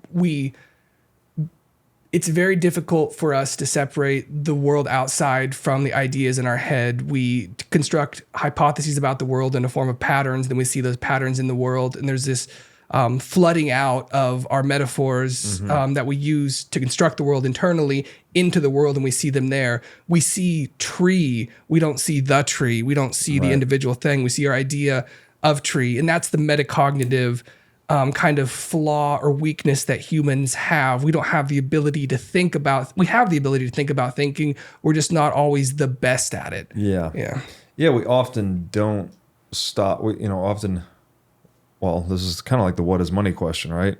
We always often think through money, right? We think in terms of money when you're negotiating, or you're, am I going to buy this or not? Am I going to go on this vacation or not? You're planning, you're paying your taxes, whatever it may be that you're dealing with money. You're thinking through it, actually. But you don't stop to think about it, right? So the analogy would be, you're looking through your glasses, but we don't often take off the glasses and examine them to see how they are distorting our perception. Basically, that is metacognition, right? Thinking about thinking, or thinking about the terms you are thinking through, right? It could also be about thinking about language, which is, all of these things are interesting rabbit holes. The thing about language and money that's common, I mean, there's a number of, maybe more than this, but the thing that's most relevant, in my opinion, is that they're both metaphorical, and that a metaphor is something where you have a target domain and a source domain. So you're thinking about the target domain in terms of the source domain. So you're typically thinking about something unfamiliar or abstract in terms of something concrete and familiar. So, when it comes to money, we're thinking about economic goods in terms of number, and number makes it universally communicable, and, we can negotiate and execute trades more quickly, things like that. I guess although we have the ability for metacognition, it's a bit of a higher order cognitive capacity that, most people don't even know what the word means, for crying out loud. And so I think those who do understand metacognition can exploit those who do not understand metacognition. And that, to me, points to Plato's old quote that those who tell stories rule society. It's like, if you can manipulate people at that metacognitive abstract layer, then you can engage in programming, basically, right? Like, you can program other people. That's what propaganda is. This is what fake news is. This is what psyops are. So this is a theme we come back to a lot on the show. It's like, it's almost like if there's one thing I could get people, I don't want to say it like that, I don't want to get people to do anything. One thing that I would hope people would learn watching this show is that they are highly programmable. They have a lot of cognitive flexibility. We have very malleable cognitive software, however you want to say it. If you don't take that seriously, then you're going to get programmed by someone else, basically. But if you do take it seriously, then you can program yourself, right? Like, as we said earlier, you can choose the books you read, the people you spend time with, and et cetera, so on and so forth.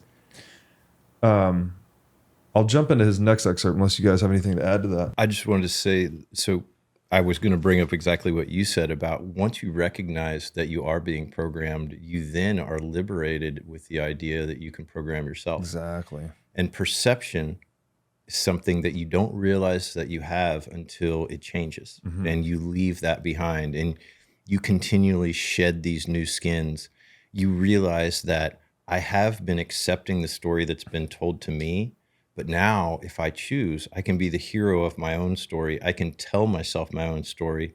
And this is not just philosophical. This is not just dorm room stoner thought. This is the neuroscience of understanding how we perceive the world around us, which is that our eyes prioritize threats because threat is more damaging than reward is additive. If for 2 million years, if I rolled my ankle, if I tripped and fell, I might not survive a week. Yeah. And so our brains have not evolved to catch up to the non-threatening world that we currently live in. And so we are constantly over-prioritizing threats and taking those in first. That's our first filter through which we view the world. But then, and that is something we have in common with animals. But the second filter is the story that is embedded within our programming. Yeah. It is the filter of narrative and the way that we view the world. And if you want a different result, then tell yourself a different lie. Change that narrative, change that story, and view the world in a different way such that you can leave behind the perception that has been constraining you, and you can walk away seeing no spoon and having the power to fly above. Yes, wonderfully said. Self-limiting beliefs, we often call them. The revelation that meaning is it's co-created, right? There's not, again, when I read the words, I have a certain idea of what the word being, I just picked a word here, being, I have a certain interpretation of what that word means, right? You and I may not share that exact interpretation, and the definition of the world is probably different than both of our interpretations of it, right? Like I don't know the exact definition. Actually, the word being is really complicated, right? Go straight into metaphysics. Yeah, that's a great one to pick. That's a great one to pick. But the point is that the meaning is always somehow generated between, right? It's not, it doesn't inhere in any object or word or thing. It's a some kind of middle ground, middle point agreement between two acting agents.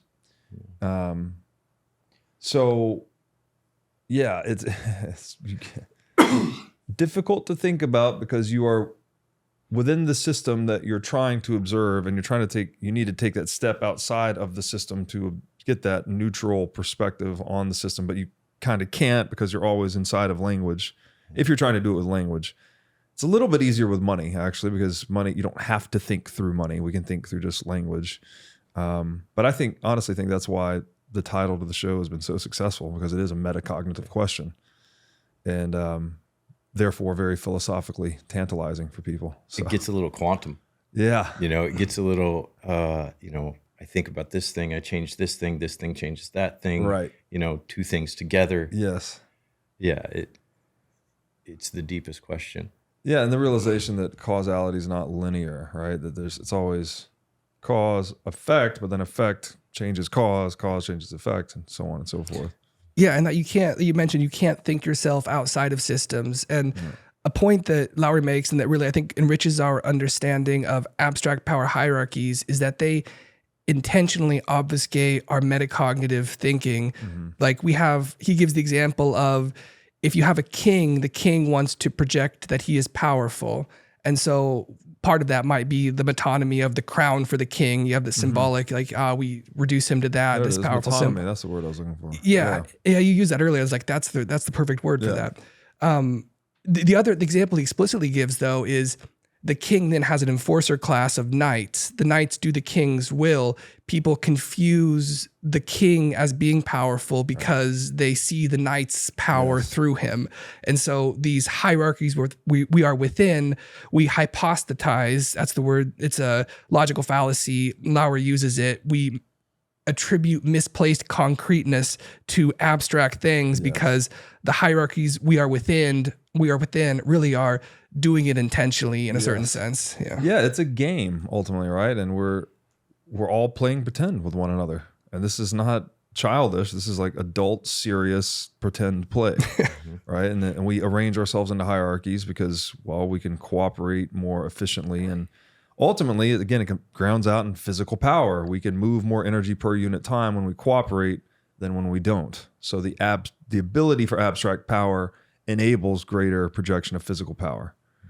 And that's like, it's a big idea, but very important for being human. All right, I'm going to read this next excerpt. So Lowery writes, quote, "Because of the way our neocortices effortlessly engage in bidirectional abstract thinking and symbolic reasoning, people can and often do live their entire lives cognitively entrapped under these population scale consensual hallucinations, where it's impossible for them to see how vulnerable they are to psychological abuse and exploitation through their belief systems." Dogmatism in a nutshell, right? Tragically, this also makes them incapable of seeing how easy it would be to escape their psychological entrapment. People will legitimately believe those who wear striped headcloths or lapel pins are actually powerful and fear their quote-unquote divine power over generations, birthing dynasties of oppressive god kings. Populations will labor for their god kings, kill for them, forfeit their resources to them, and even let their oppressors define what's right or good or fair. I think that's one of the most powerful passages in the book for like really coming to terms with what it means to be human. And again, he says you can't opt out of the physics game. You kind of can't opt out of the abstract power game either. I mean, I guess you could go sit alone in the middle of the woods and never talk to anyone, but I assume you're still going to have thoughts at some point, and those thoughts are probably language mediated. So this abstract power game is as unopt-outable, if that is a way to say it, damn near as much as the physics game. And he's so much more eloquent the way he puts it. I have this brief passage in my book where I'm talking about something similar. And the example I give is like, you would probably feel nervous meeting the US president. And the question is why? At the time I wrote this, Joe Biden was the president. I said, it's just a child sniffing old man. Like, why are you so nervous to meet this guy? And the reality is because he is the commander in chief, right? He holds the station at the top of the most dominant military symbolic hierarchy in the world. So he actually, although I don't think he actually does, he ostensibly holds the levers to the most power of anyone on earth. So therefore you'd be, it's the president, but in reality, it's just this old, feeble guy. Yep. And so that should give you a sense of this relationship between, we're inhabiting physical reality, but we're equally inhabiting abstract reality. Yeah, and this line in here I think relates to that. He says this makes it people incapable of seeing how easy it would be to escape their psychological entrapment. If you can have that, if you can occasion that internal mental shift away from commander in chief towards frail elderly individual. And one of the examples that Lowery uses is a quote from 300, the movie. Like, Xerxes is the god king, but what they want to do is make Xerxes bleed. Once you can project power and show that the abstract power hierarchy is based purely on abstraction, is imaginary. That's perfect example. Yeah. The king is naked. Absolutely. The king bleeds just like we do. The king is a body, not anything more or less.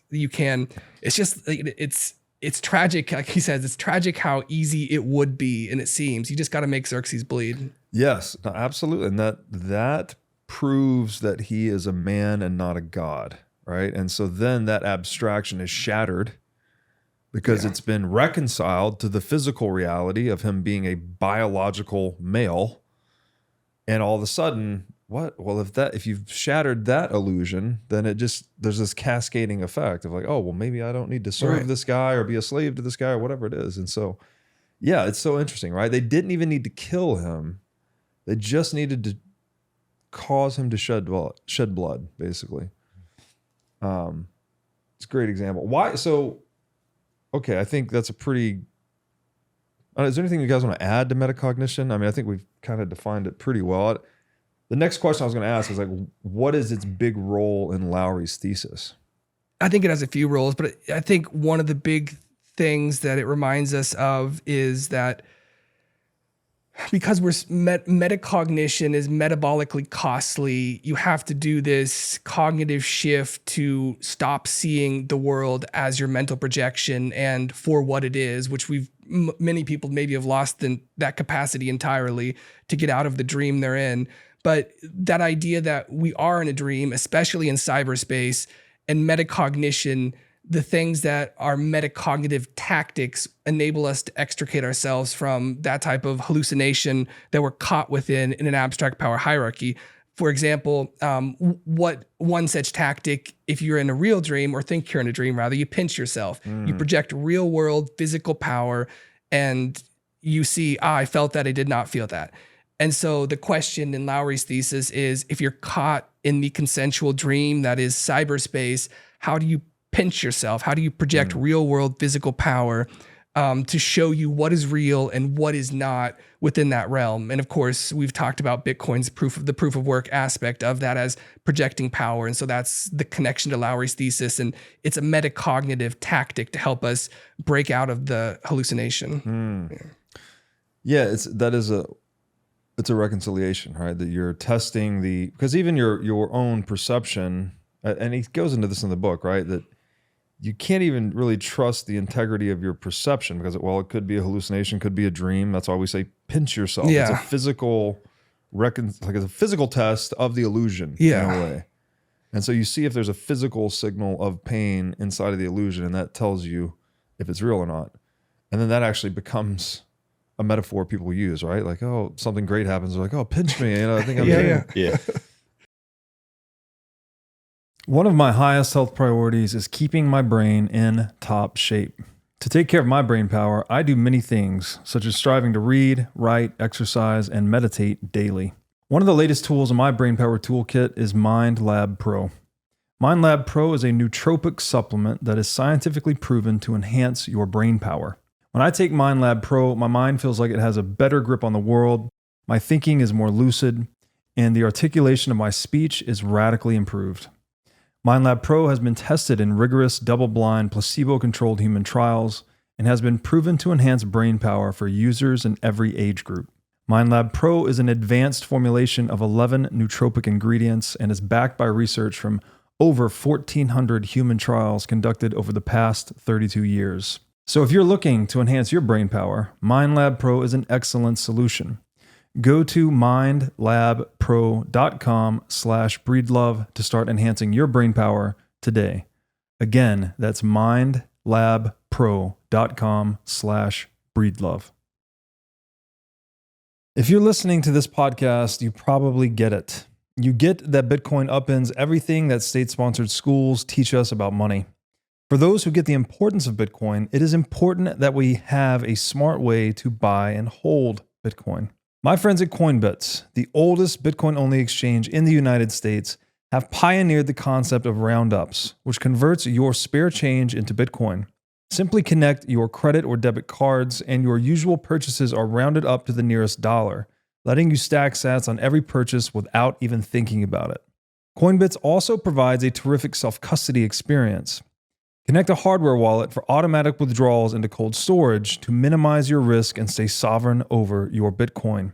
My favorite Coinbits feature is Coinbits Plus, which gives you the best exchange rate on Bitcoin. It even gives you real-time feedback on how well you are doing on your savings plan. With Coinbits Plus, power users can save more money to buy even more Bitcoin. All that, plus peer-to-peer cash and Bitcoin payments, target orders, price alerts, and more means Coinbits can help you do almost anything you need to do with Bitcoin. So go to coinbits.app/breedlove to sign up today. Again, that is coinbits, BITS.app/breedlove. Nick Szabo talks about money as being the trust minimized asset. And he means something like it is the asset that lets us depend least on interpersonal trust. So it's like, in the case of gold was really good at preserving purchasing power over time because nobody knows how or knows how to counterfeit it, right? Because it could not be counterfeited, it was reliably scarce. Therefore, it was a good store of value across time. That reduces the need to trust someone, right? If they pay you in gold, then you don't need to trust that they're good for the money, or that you don't have to accept their promise in the future. It's like you just taken something that has no counterparty risk, basically.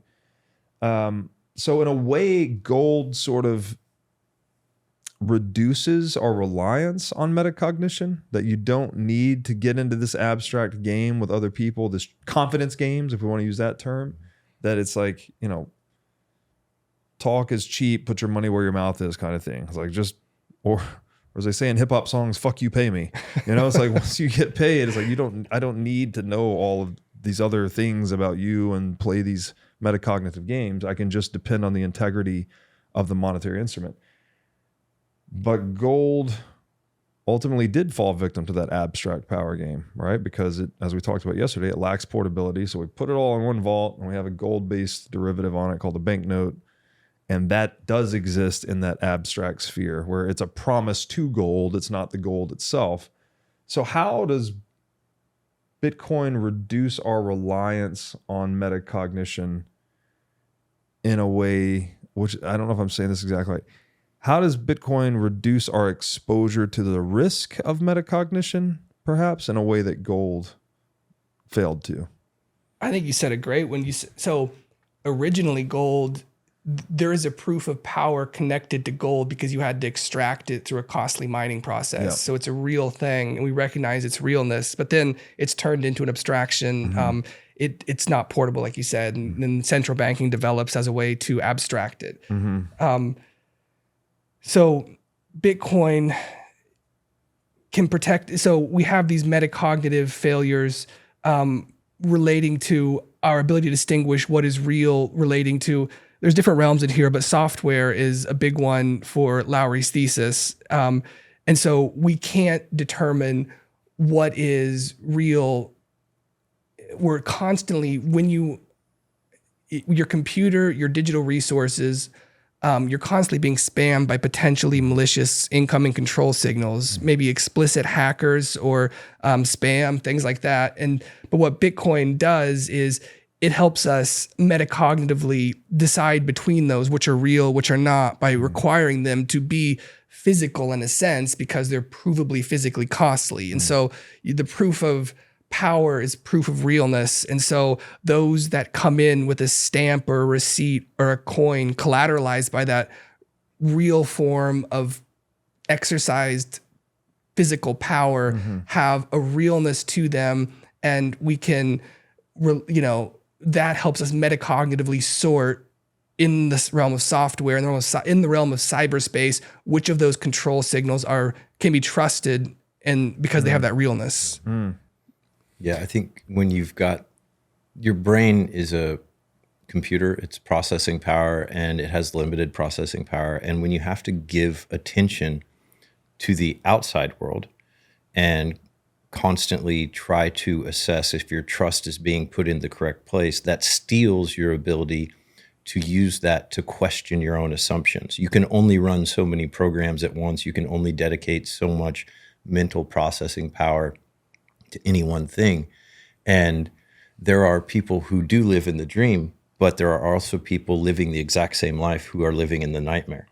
And the difference is that one of them is living in this toxic world where they think that power is being taken from them. The other is living in the dream world where they are the hero of their own story and they realize that power cannot be taken, it can only be given. And so you do have to, Bitcoin takes away the need for inter-species trust, and it gives you back the processing power to challenge in your own mind, the trust that you have in your own narrative, your perceptions, your beliefs. Yeah, that's really interesting. It's the other framing we had on this is framing taken from Lowery's book, right? And he talks about the benefit to cost ratio of attack oftentimes, but you could also say the benefit to cost ratio of betraying trust, right? Like, what is the payoff of breaking trust, basically? And Bitcoin is something that lowers that, which is another way of saying it makes establishing trust more cost effective. And that's what enables greater interpersonal cohesion. But the intrapersonal thing is really interesting too, that something about Bitcoin humbling, maybe it's just the study of Bitcoin that's so fucking, I was thinking about that this morning, like how much humility it really gives you because it's so complex. It teaches you so much, opens your eyes to so much about the world. And like the feeling is like you just become like more and more infinitesimal part of the whole. Like the deeper down the Bitcoin rabbit hole you go, and with that comes a healthy dose of humility. And that is something like an intrapersonal. You don't trust yourself so much, basically. I mean, that sounds bad, but it's actually good in a way that you're learning that you don't know it all, right? There's so much more for you to learn and to see through the eyes of other people. Another framing, I don't know if this is exactly correct or not, but the way, when I look at gold, it's like, again, I use this in the book, not about gold specifically, but I talk about, the book talks a lot about metaphor, as you may have guessed by now. And I talk about metaphor as the bridge between action and abstraction. And so action is that world where you have to physically do things, right? You have to move energy per unit time to do anything, basically, even to think, right? You could sit still and think or meditate, which is, most people would call that inaction, but you're doing something, right? Your metabolism is doing something, you're breathing, you're thinking, or ideally not thinking if you're meditating. That's the domain of action. And then abstraction is more of that. I mean, it's again connected to the physical world because you're thinking, but it's this, the domain, the word you used yesterday, right? Simulation. We're simulating the possibilities that could occur in physical space. And then we're like playing with the variables and choosing which path we're going to take in future action, basically. And so gold as money was something that's very much rooted in action, right? It's a physically derived commodity money, which is pretty. It's proof of real. It's proof of power, as Lowery would say. The problem with it, as we touched on yesterday, is like it doesn't move around very fast. And as your point about Lyn Alden, like once we got into this world of telecommunications, all of a sudden our abstraction layer is zipping around lightning fast. And it way outruns our money. So we have this divorce of action and abstraction in money. And Bitcoin is just like the fusion of those two things. It's like the digital gold analogy is apt here, right? It's like it's the internet and gold had a baby and its name is Bitcoin. And so we get this thing that moves around really fast. And then to take that all the way back, it's reducing the benefit to cost ratio, which is the same thing as saying increasing the cost to benefit ratio of attacking, coercing, betraying trust, etc. So it's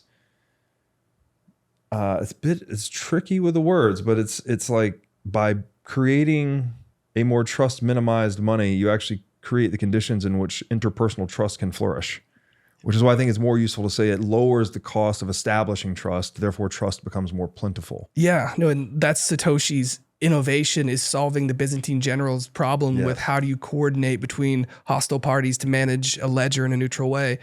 But I love the what you said about like the intrapersonal trust, both of your guys' discussion of that. It made me think that in the same way that a computer is spammed by malicious incoming control signals, denial of service attacks, hackers, our mind as well is getting signals, do this, do that. And how do we decide what we're going to do? Well, in a fiat world, we bring future consumption into the present moment and we follow those internal prompts that say, buy this, buy that. Bitcoin changes, it protects us from certain prompts. We realize if I save, my savings are actually going to increase in value. And so those signals that are telling us to do things that maybe we'd describe as vicious, as vice-based, consumptive, Bitcoin perhaps blocks some of those out because it wants us to not enjoy today what we could save for and enjoy in a more fulsome manner tomorrow. All your models are broken. Oh, yeah. Right. Mental models too. Yeah. When you mentioned that quote before we started rolling by Saylor, and I used to be a financial advisor, and you'd get the sheets from the Motley Fool or Moody's or whatever, and there's 35 pages and there's 100 different metrics, and they're the same for this company as for this company, but this one's rated to buy and this one's rated to sell, and none of them coalesce with each other. And what Saylor's proving now is that one metric matters, which is Bitcoin yield, but also in warfare, it has broken all of our models. It's not how many soldiers you have, how many missiles, how many megatons that your nuclear bombs can blast out. It is the power to protect your information and not be affected by the outside power. So yeah, it shatters the world. Yeah. Yeah, it shatters everything, and we're left to pick up the pieces and rebuild them as we see fit. Yeah. Shatters and simplifies, right? In a way, it's like you don't, instead of going to financial advisors, I think almost puts them out of a job in a way. It's like, all you need to do, if it doesn't make sats, it doesn't make sense, basically. I like that. And you don't need to be so widely diversified in all these different complex investments. You just need to be reliably increasing your sat stash, basically. Yeah. And then it acts, because it's sound money and it's global, it's acting like a non-counterparty index fund on all global productivity. Like any business that's successful in the world accretes purchasing power to your Bitcoin. So like you can, it's not to say you wouldn't invest at all. Again, like you'll invest in things that you expect to outperform that, but the bar is really high at this stage in Bitcoin's monetization. Obviously the bar comes down over time as Bitcoin matures. But yeah, just super interesting how it changes the trust game, it changes the investment game, it breaks all the models, changes your model of yourself, right? It's pretty radical. Anything else on that, or should we jump to the next? Just the last thing is that when you hear Saylor describe why he invests only in Bitcoin, it's because he talks about how diversification is indecision. You know, show me, if you say that Bitcoin needs a 2% allocation in your portfolio, show me 49 better ideas. Yeah. Right. Right. And you don't, in life, when you make these huge choices that you plant your flag and you say, this is where I stand, you marry one person, you live in one house, you wear one pair of pants, you know, you make that choice because wealth is created by concentration. It's preserved by diversification, but you have to make that choice. And if you don't make the choice, you'll never know the truth. You'll never know where you could have gone if you're constantly assessing everything and living in anxiety. I'm fearful of everything, and therefore I'm going to spread my attention to the entire world, which opens me up to threats from every vector. Yeah. Yeah. Well said. Yeah, I can't help but wonder how much diversification is just a fiat symptom. Yeah. You know? Well, because I mean, what has it always been is that there are bubbles that move. The bubble moves from tulips to real estate to Beanie Babies to collectible cars to wine, and it's just the money chasing itself around and trying to find something that outperforms. Right. And it's not the underlying asset that actually outperforms. Yeah, but the thing is, like sound money, again, I think when we go back to a sound money standard, it has built-in diversification, because you don't need exposure to the business directly. You just need to hold savings in a reliably scarce money. Any business that's successful, that increases the productivity or capital stock of the human race, that purchasing power accretes to sound money with no counterparty risk. So it's like, why? You don't need to go out and like research all these companies and figure out where to, and you could do that with a portion of your wealth. I'm not saying you don't, but you don't have to. You can just hold the non-counterparty index fund to all global businesses. That is sound money. Yeah, that's a brilliant way to say that you just brought up, which like investing in Bitcoin is a bet on humanity. Yeah, exactly. You're betting on human ingenuity. Yeah, that's cool. Yeah. This word has been utterly destroyed by Ethereum's marketing team, but I think Lowery's saying something fundamentally different when he describes Bitcoin as a world computer. I'll just read an excerpt here. He writes, quote, "A core hypothesis of this thesis is that Bitcoin is emerging as the base layer operating system and infrastructure of a planetary scale computer, and consequently a new form of physically constrained and thermodynamically restricted state space that can be added to the internet. If this theory is valid, then global adoption of Bitcoin simultaneously represents the global adoption of a planetary scale computer." Now, I mean, I read this, I think I shared this yesterday, but one of the more, it's a deep way to describe Bitcoin, but I think it's probably one of the most important as well. Is that it's something like we have imported the integrity of the laws of physics into the socioeconomic domain, right? Bitcoin, by engaging in proof of work energy expenditure to secure the network, it provides the most credible assurance that Bitcoin's money supply will not change, right? It becomes a fixed supply asset by this rooting into physical reality. And yeah, whereas most computers, as Lowery says, they're kind of running the other direction. They're trying to get more, they want to be able to change state space with less energy expenditure. So they're more computationally flexible or agile, I suppose. That Bitcoin's like the opposite tact. It's trying to be something that's very hard to change, right? You have to expend the most energy, well, to even change the next block, to change it incrementally in terms of its history of transactions. And if you want to change the whole network, you have to summon 51% of the hash power, which is what makes it hard money. I don't know, hard computational layer, as he might say. What are your guys' thoughts on that, on Bitcoin as a world computer? Yeah, this is the part of Lowery's theory that I find it incredibly interesting, but also difficult to wrap my mind around. So I'm glad we're talking about it. As I was reading through the second time, a distinction that I think may be helpful is that, so within computer theory, there are general purpose state machines and special purpose state machines. The special purpose state machine has the one thing that it's good at. It's special purpose. A computer computes. A special purpose state machine computes one thing. Like an ASIC, right? Yes, yeah. And so Bitcoin as a world computer is a special purpose state machine.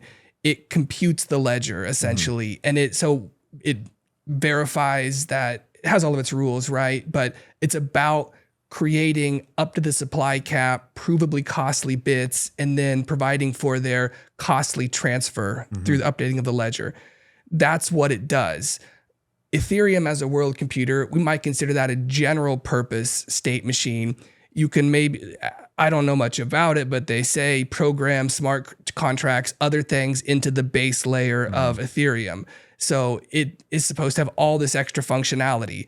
With extra functionality comes the potential for extra security hazard. The state space expands, the attack surface expands. So what Bitcoin does as a world computer, it has a special purpose of securing the transactions of these provably costly bits. And it does that by, this is the part that's really mind-blowing, reaching out into the real world, using real world energy. The integration, the planetary computer that is Bitcoin integrates the world itself in a way that no other computer does, because the energy consumption is part of the computation. It's not just agnostic. It doesn't just need a regular computer, you plug it in and then it runs. The Bitcoin computer solicits, in a sense, more energy to be thrown at it. The difficulty adjustment then occurs, and you're rewarded if you've solved that block, if you've mined that block. So more energy comes in. That's part of the world computer. So there's a lot there, but that's kind of where my thinking is going on that. The idea is just very mind-blowing for me. I think when you think about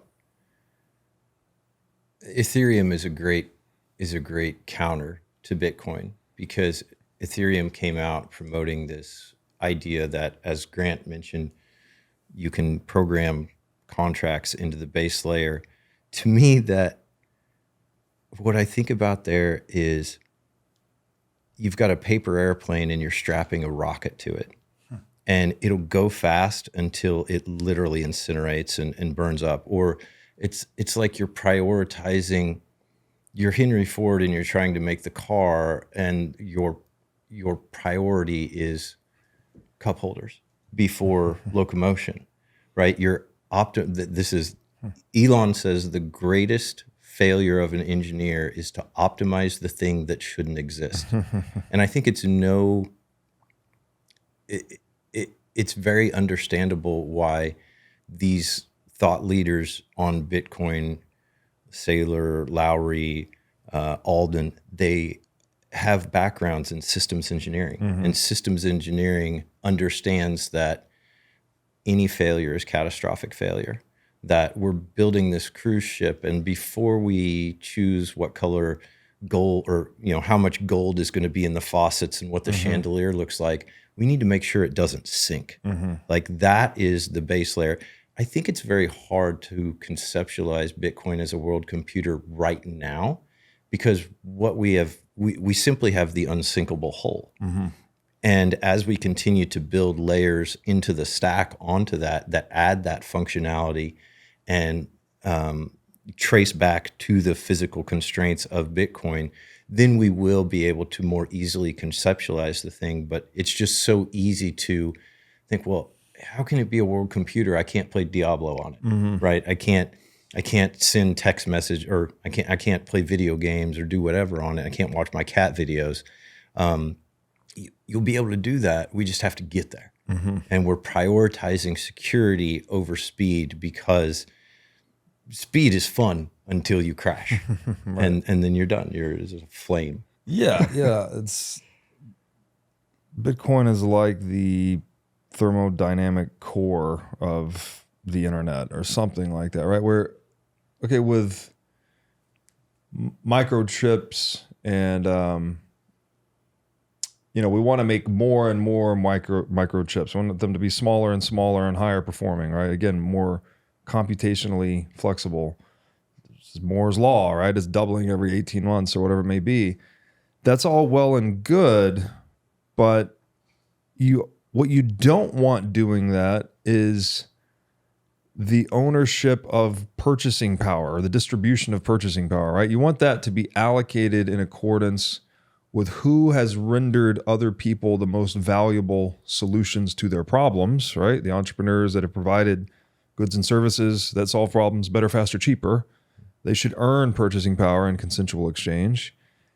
And then you don't really want that to change. You don't want that ledger to be rewritten arbitrarily or faster or more flexible. You actually want it to be very difficult to change. That's what gold was like an analog proxy for, effectively. And then, so it's like the world, I mean, if you're saying a world computer, it's not like Bitcoin is separately a world computer. It's almost like an adjunct to the internet that is the world. The internet is a world computer, basically. Bitcoin is the monetary or cybersecurity layer for that world computer. And then you see it too. So in the same way that Bitcoin imported the integrity of the laws of physics into the socioeconomic domain, I think it can also pass that integrity on. It can export that integrity further. Like if you look at something like the Lightning Network, it's not, it makes certain trade-offs, right? It's not as trust minimized as base layer. So it trades off a little bit of trust minimization, but it's a new application that lets you move Bitcoin transactions with basically, unlimited throughput when you get certain network densities. So Lightning Network and other applications, they can inherit integrity from Bitcoin in the same way Bitcoin inherited integrity from the laws of physics through proof of work. And so that I struggle with this area too, but it seems to me like that's kind of what he's saying. Is like the internet has already evolved in layers, right? That's what the internet protocol suite is. HTTP, TCP/IP, etc., SMTP. Bitcoin's just another one of those layers, and it's not the last. Like it might be. It might be like the capstone of the internet, but other things can be built on top of it as well. And so that's kind of how I've come at this. I don't know that it's exactly correct, but we were talking earlier too about how it's, we use this term like reverse optimizing. Like instead of microchips getting smaller and faster, this is like one macro chip that gets bigger. It doesn't get slower, but it gets harder to change, right? The bigger it gets, like we used the metaphor yesterday, or the analogy yesterday of the safe that gets harder to crack, the more money you stuff in it, basically. And we drew this example earlier to the U.S. constitutional republic. Like that's the way it was founded to be. It was set up to be decentralized, lots of checks and balances, difficult to change the state, right? You don't want to get one tyrant in there or aspiring tyrant and have him take over the whole thing. That's what the founding fathers were guarding against in creating a decentralized governance structure. And so, what is that? Those are expensive state changes, basically. And what corrupts the constitutional republic and makes it trend toward tyranny, the institution with very cheap state changes, the central bank, right? That's what the Fed is doing every time they print money, is they're changing the state of that computer that is the distribution of global purchasing power, at least in the savings accounts of $4.5 billion users. They're just arbitrarily changing it, right? There's no cost. So that, the cost of attack is zero, basically. Whatever it costs them to run that SQL database that's at the Fed, it's one node. Yep. There's no, it's purely centralized. It's opaque. There's 7 guys deciding. We don't know who the shareholders are. We don't know what criteria they're deciding on. We don't know what the dollar supply is, was, or will be. We don't know. It's the anti-Bitcoin, right? It is a black box, whereas Bitcoin is just this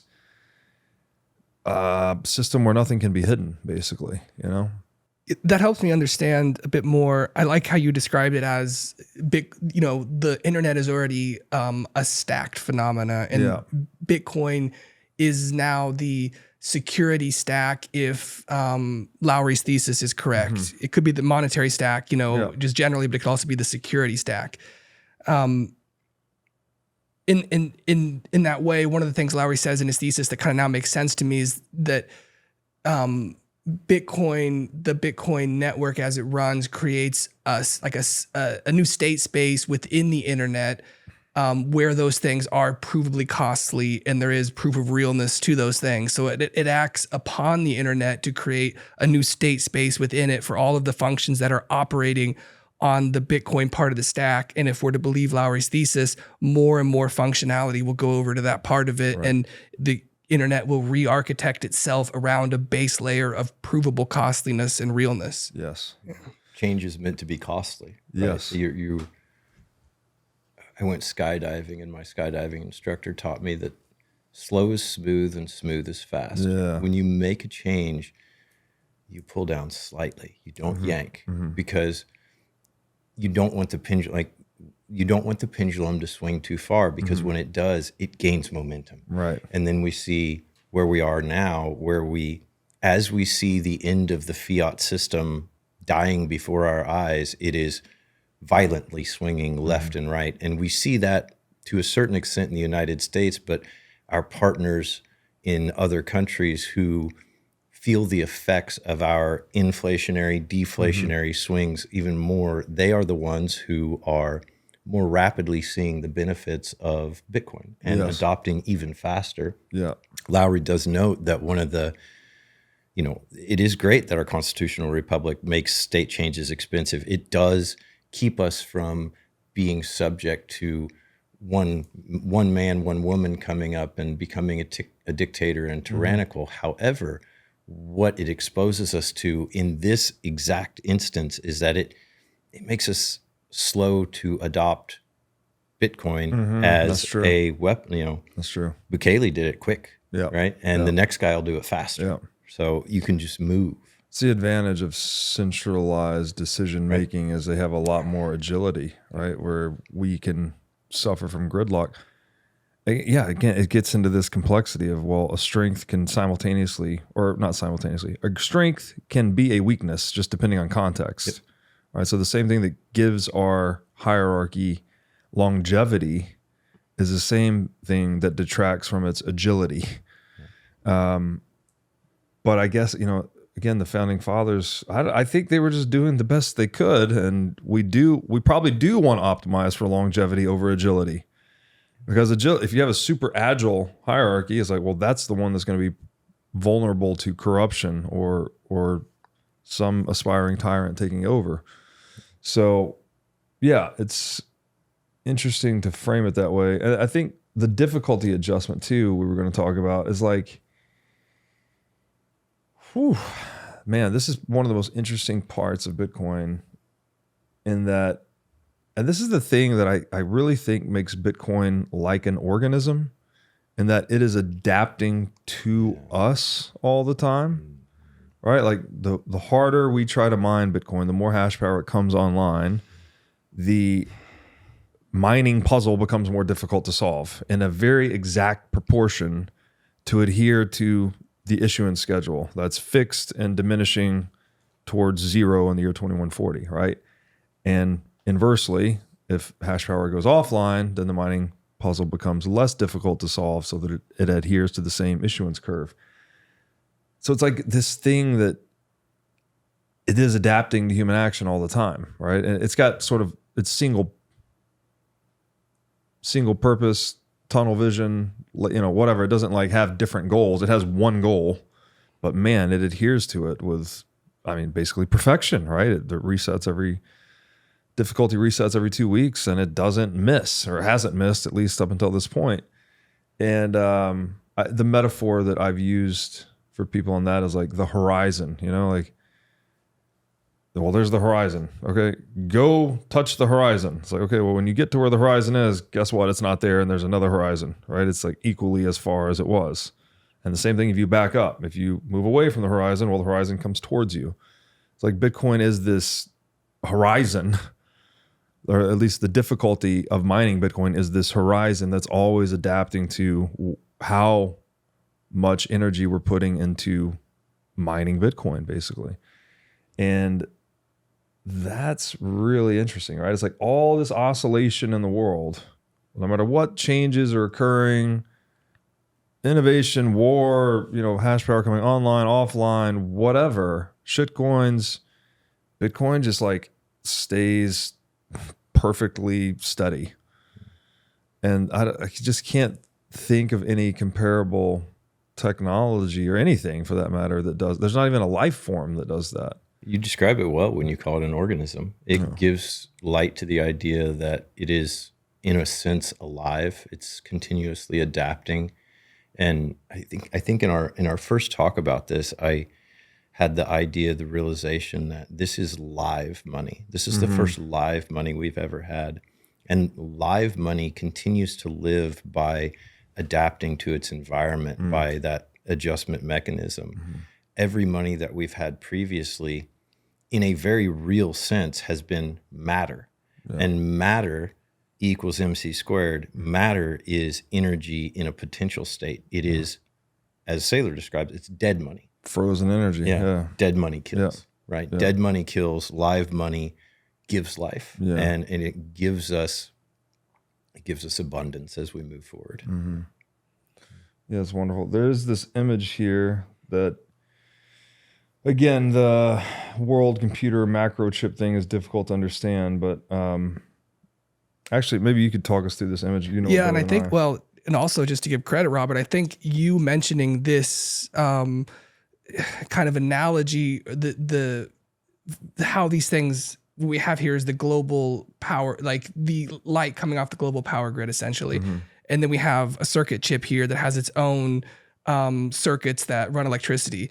I believe, if I'm correct, you mentioned this to Jason in one of your discussions, right? And at that point, he glommed onto it, and like a mental connection was made for him, right? Yeah, as I recall it, I think he had the idea already formed, basically. Like I think he even says it in the book, using the global electricity grid as a computer, more or less. I just threw out the word macro chip instead of microchip, yeah. And that was, Yeah, and I think so this does help us to conceptualize or to see how Bitcoin is a planetary computer, in the sense that the way that it is interacting with the power grid, which is dispersed over the surface of the world and will continue to be even more built out as a result of Bitcoin's utilization of it.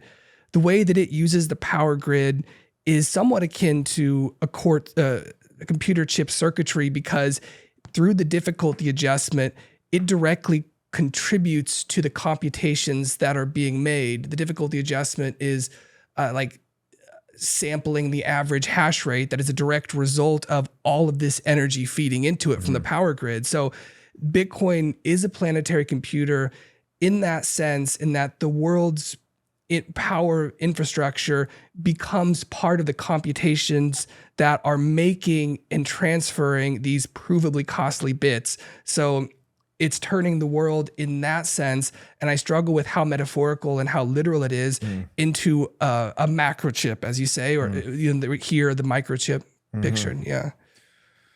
Yeah, you get this structural integrity in cyberspace, right? To build applications that have more longevity or have more resilience or more censorship resistance or whatever the thing may be. They're more physical and less abstract, basically. Yeah, absolutely. And that's really, again, Bitcoin is that bridge between the physical and the abstract. It's sort of allowing things to cross that bridge, I guess, right? These abstractions can now become a bit more concrete. And that has certain advantages. You don't want it for everything, right? It's like online blackjack probably doesn't need censorship resistance, but maybe, I still get tripped up here though, because like I thought for the longest, the freedom of speech technology we would use online would have to be built on top of Bitcoin. But now, I had Rabble on here the other day talking about Nostr, and apparently they've like solved that without Bitcoin in a way. Like Nostr's not built on Bitcoin, it's adjacent to Bitcoin, even though you can still use the Lightning Network to send zaps on Nostr.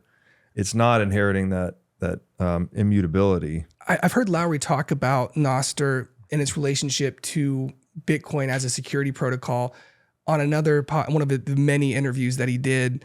And I'm not entirely familiar with how Nostr works, but I think Lowery's point would be that zaps, sending the ability to send a like collateralized by a provably costly bit is always going to protect from Sybil attacks and impersonation, bot farms. When you have all these created accounts that can artificially boost a signal, I don't know how this interacts with Nostr, but potentially, if it does have some sort of potential to boost signals based on bots producing a lot of comments or whatever the like structure is like in that, if you incorporate Bitcoin as a way to make control signals provably costly, it could potentially enhance the security structure of a system like that. So it's still the inheriting of properties from Bitcoin into other applications still seems to be like the general theme, but I guess I'm just less technically clear on how all that works. Cause I thought I didn't know it'd be called Nostr obviously, but I thought whatever Nostr the Nostr that would succeed, I thought that would need to be built on Bitcoin, but it actually isn't. They've solved it a different way. So anyways, yeah, I mean, it's not to say that, decentralization is difficult to achieve, but not impossible, basically. It sounds like Nostr is, I don't know if you describe it as fully solved, but it seems to be the best thing we've done so far in the communication domain, at least. So again, if I go back to, money if we're using the computer metaphor, money is a database of who owes what favors or who owns what purchasing power, however you want to call it. Bitcoin is the database that can only be updated by people that actually do the work, whereas fiat and shitcoins are not. Now, there's a more sophisticated argument about why proof of work shitcoins don't work. It essentially boils down to centralization versus decentralization. It's not trust minimized. Like we can spin up Bitcoin 2.0 right now and copy the rules exactly, but we will not have attained. And I wrote a lot about this in the numbers here on Bitcoin, but things like path dependence, first mover advantage, multi-sided network effects. There's a reason why we can't just recreate decentralization in a lab, right? There's this idiosyncratic sequence of events that has to transpire to become decentralized over time. Like you could even say, well, Bitcoin starts out as centralized in the mind of Satoshi, and then it goes on and on and on. When it survives something like the block size wars of 2017, like that's a very credible event that reinforces or even strengthens the decentralization of Bitcoin. And so there's a lot of external things going on in the world that cement decentralization in a way that you can't just do abstractly in a lab, basically. It requires network effects, right? It requires and path dependence, right? It's like this thing was first mover, this thing had network effects, and money is like a winner take all. So it's, there's a reason we only have one gold. Yeah. Same basic economic principles. We're only going to have one digital gold, and Bitcoin has already won that race. Yeah. The philosopher Nick Land has this idea, hyperstition, where speculative ideas about the future can bring the future into the present, can realize. And so you have a few maniacs at Bitcoin's inception that are already willing to see it as money. And so they bootstrap it into the future. They bring the future into the present. If you don't have that, you don't get that path dependence that brings us to the present moment, where now it's big enough to go beyond a handful of maniacs, right? And to survive. It's another interesting feedback loop between action and abstraction. Kind of going the other direction, right? Like, and inflation's another good example of that. Like, if you think the currency is going to be depreciated 10% next year, well, then you're going to sell your currency to buy something that's not, and that's actually creating the inflation that you anticipated. Yeah. So inflation's a psychological phenomenon. I guess monetization is as well, right? Yeah. So, and we talked yesterday about persuasive versus coercive power, but I think, what makes Bitcoin, money is basically always persuasive power. It's like someone's only going to accept money in exchange for goods and services if they're persuaded to believe that that money will hold its value into the future or increase in value. But when it can be taken by force, then it can be acquired non-persuasively or coercively. And that's the problem we're trying to solve for. It's like, how do you create a money that is not vulnerable or incentivizing to coercion, basically? Yeah, and I'd say on money as persuasive, it's persuasive among the people who are using it for any specific transaction. Yeah. But it's kind of coercive on, we settle on the best money, and you can't just say, I'm going to use this other thing as money. And so you can't have an abstract power hierarchy that persuades you to use something that's not good money as good money. You are coerced by the laws of nature into settling upon something that has the characteristics of hard money. That's why I'd have a semantic quibble, because I would say coercion is reserved for me, human on human. I guess animals too, but any organism with a teleological aim can coerce, basically. Fair enough. I don't know. Animals, do they coerce you, or are they just, I don't know. That's a whole nother can of worms. But like, when game theory persuades you to adopt Bitcoin to preserve your purchasing power, I call that persuasion, right? You could call it self-preservation, I guess, is another way to look at it. But coercion, I would say, is more like legal tender laws. You will pay your taxes in this money, or else we're coming after you. So Bitcoin is like something that is just more characterized by persuasive power rather than coercive power. I can see that distinction. Yeah. Ooh. All right, we're getting a little bit close on to time here. I do have to jump in 15 minutes. So this is the last one here. All right. This one and one more, or this is the last one? Oh, yeah, we have two more. You're right. Okay. So what do you want? No, we can do it. We just got to go a little bit quick, but I think we should read these. Okay. Bitcoin is a bidirectional portal linking the real and the virtual. Another sentence that makes us sound crazy. Lowery writes, quote, Satoshi opened a portal from the physical realm into the digital. Oh, I'm sorry. Lowery's quoting Saylor here. Satoshi opened a portal from the physical realm into the digital realm, and energy began to flow into cyberspace, bringing life into a formerly dead realm consisting of only shadows and ghosts, bringing conservation of energy and matter, objectivity, truth, time, and consequences into the digital realm, delivering property rights, freedom, and sovereignty. And then Lowery's explanation in the book goes, Bitcoin appears to be bridging our shared objective physical reality to virtual reality by turning the planet itself into a computer, which can be programmed and plugged back into the internet.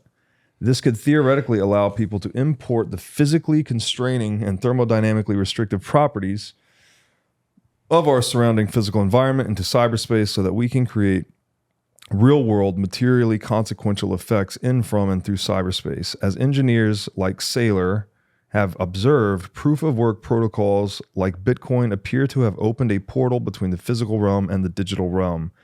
In so doing, these protocols appear to be importing properties from one reality to the other in a manner that people apparently didn't think was possible, unquote.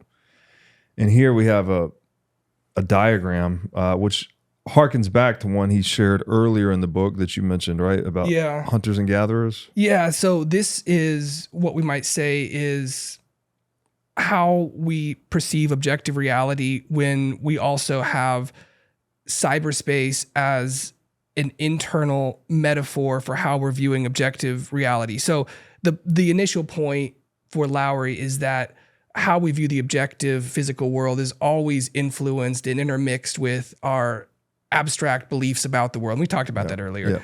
And so it's just that idea. If that diagram in the book just replaced this network of computers with the human brain, and the Earth wouldn't have the plug in there, it would just be the Earth. So this is then expanding that idea. And we were also just talking about this with Bitcoin as a world computer, that maybe some of the characteristics of the objective physical world, the input in the form of energy from across the world in an increasing amount of energy, is going to have some impact on the way that cyberspace is structured, making bits provably costly. That's then going to give us new metaphors and ways that we look out at the world and structure our view of the world. There's that bidirectional portal in some sense, where the virtual becomes more real and the real takes on some characteristics that we learned or derived from the newly real virtual. Yeah. Well, I mean, the internet today is heavily distorted with censorship and all this stuff. And like Bitcoin's definitely purifying of that. So if nothing else, you get an internet that is a more accurate portrayal of actual intersubjective reality, right? Versus the views of a few being widely expressed. You kind of get a good democratization of the views of the many, something like that. And so that, there's a feedback there, clearly, right? If we see the truth of what other people are thinking and doing, the algorithm's not manipulating what we're seeing. Now, this kind of goes beyond Bitcoin because it gets into Nostr and these other things, but Bitcoin has enabled Nostr even, right? Again, all the developers working on it, the money going into it, like it's all Bitcoin wealth and Bitcoin developers. So even though it may not be built on Bitcoin per se, Bitcoin still enabled the emergence of Nostr. We get an internet that looks more like the real world, I think. Yeah, to touch on what I was waiting for, that word to come out, which is truth. And I think what we see when we are able to constrain things to the physical world is that we will have an internet that is more true. It is more tied to and grounded in nature and natural law. And it will be, as you rightly, I think, observe, a whole lot less noise and a whole lot more signal, and therefore far more valuable. Yes. And so we think about how much value the internet has brought to the world. Again, this goes into this takes us into that mind-blowing Bitcoin fixes / changes everything. It rewrites everything about the world. A nation has always been, not always, but sometimes been described as a group of people who collectively agree to forget the same thing. And so you leave truth that could be useful, because we think about the fourth turning. The fourth turning always occurs because that fourth generation has forgotten the lessons of the first. And we'll be able to take those truths further and hopefully indefinitely into the future with us, such that we aren't continuously relearning the same things and suffering the same tragedies. An immutable record of history that can't be rewritten by the victors of warfare. It's the only thing I would add to that, Bitcoin as a world computer, as a bidirectional portal, will, as you mentioned, Robert, I think you're dead on, like help us verify our intersubjective reality and make sure that it's not corrupted by what occurs in cyberspace that is not moored to reality. It also feeds back into the real world in that we begin to harness stranded energy. We begin to develop sources of clean energy. New energy technology is developed in response to both of these things. And so innovation occurs in the real world. Infrastructure is built out in relation to Bitcoin mining and the increase of value of that. So That's a great point. Yeah, it's an amplifier to human ingenuity in a way. Obviously, like the quicker and more efficiently we can discover truth, well, the quicker we can get back to building stuff, right? If we're trying to sort through all the bullshit to figure out what's true, well, that's inefficient, basically. That's economically wasteful. So, okay, so to conclude here, this is, I think Lowery makes this point that, we're trying to describe Bitcoin. We're all grasping for metaphors and the right words, and it's pretty amazing, actually. Like, it's somewhat simple in its value proposition, but also not. It's like money that nobody can print. Great, we're done here. But then everyone has a different lens and a different Bitcoin descriptive rabbit hole you can dive into, and obviously Lowery has his own here that we're exploring. But so Lowery writes this: people seem to be missing vital information about Bitcoin's security or jumping to inappropriate conclusions about it because of an arbitrary decision by its inventor to describe it as a peer-to-peer cash system, unquote. So yeah, I think he's got a quibble with Satoshi calling this thing money, right? And then, I go the other direction and say, well, money itself is a metaphor, right? We talk about economic goods in terms of numbers. And I've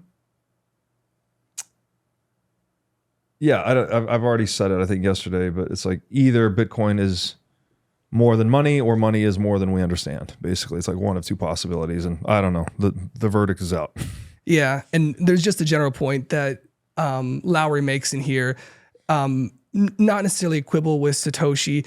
A programmer has to define the objects that they're working with in a certain way. There's object-oriented programming is this idea that the emergent phenomena from software are typically defined by the programmer in terms of the function that they want that thing to be ascribed. On your computer desktop, you'll have a folder and a trash bin. These are not actual folders, not actual trash bins. That's the functionality that the programmer wants us to utilize as we interact with it. And so it's just such a great recurring point of idea to keep in our mind that the metaphor that we predominantly use to think of Bitcoin was an arbitrary design specification of the founder. It was a very good one, and it does do a lot to define what Bitcoin is. And if one has a very ample definition of money, maybe it covers anything in any case. But it's a good reminder to keep an open mind about an emergent technology. Yes. Yeah, and the way we frame it is important, like, because as he said in many of his interviews, he needs to reframe it as something other than money to get the attention of people involved in national security strategy, let's say. Okay, anything else, or should we go to this closing quote here? Yeah. All right. Lowery writes, quote, like Neo or anyone else who has spent too much time in cyberspace, the public seems increasingly less capable of remembering there is no spoon. That software is nothing more than a method of communicating abstract ideas, unquote. So Bitcoin makes the spoon more real? It shows us that there is a way to determine that spoons are real or are not real if they're provably costly. And Bitcoin does do that. It shows us with certain bytes representing perhaps a spoon, if it's accompanied by a bit power stamp, we can have some assurance that it's real. So again, Bitcoin, hopefully its potential is to make the hallucination that is cyberspace more real. Something that's a problem that's going to become more and more compelling as artificial intelligence begins to exponentially generate new realities in cyberspace. We need a way to sort through that spam, sort through the dream, wake ourselves up and see remember that there is no spoon and verify what actually is a spoon, what is provably real, I guess. Proof of real. Yeah. Proof of real. Exactly. That when I see this quote, it just, what future we have is what future we will make. And we have been fed the spoon and we have been spoon fed. And now we have the ability, because of the engineer that created the technology, that allows us to interpret the spoon however we please. And we can view that. This goes all the way back to the grounded theory methodologies. Satoshi viewed it as money because that's the angle that he took. Jason views it as power projection technology because that's the angle he took. We have no metaphor for this because we have never seen the nth state of anything. We've been constantly iterating throughout human history, and this is the first time that we have gotten to the end. Right. And now we get to build back. Right. And build something new. Yeah, it's the unfamiliar thing we're trying to describe in terms of the familiar things, and that's why there's so many different ways to describe Bitcoin. It's like money was strange enough, but now that we have the perfection of money, it's even stranger. Guys, thank you so much for doing this. This has been a blast. It's so much fun, Robert. Thank you so much. As many times I've read this thesis, this conversation, deep in my understanding, I really appreciate that. Of course. Absolute pleasure. Thank you. Yeah. It's been a total honor to talk about this idea that Jason Lowery has, I think, promoted wholeheartedly, full-throatedly as a patriot. Yes, absolutely. Absolutely. You guys have a YouTube channel where you explore this and other books more deeply. You want to plug that? Sure. Yeah. So we go through Bitcoin books and things that are related to that. It's called Bitcoin Study Sessions. We post first on X and then on YouTube and Spotify as well. So that's how we go at it. This is Grant Reichert. He's at The Whole Frame on Twitter. I'm Lucas Maddie. I'm at Lucas Maddie. Awesome. We'll link to everything in the show notes. Thank you guys again. Yeah, thanks, Robert. Thanks for watching. If you enjoyed this episode, click here to find more just like it, and here to find our most recent episode. Also, make sure to like this video to help shine light on the corruption of money, and be sure to subscribe to this channel to stay connected.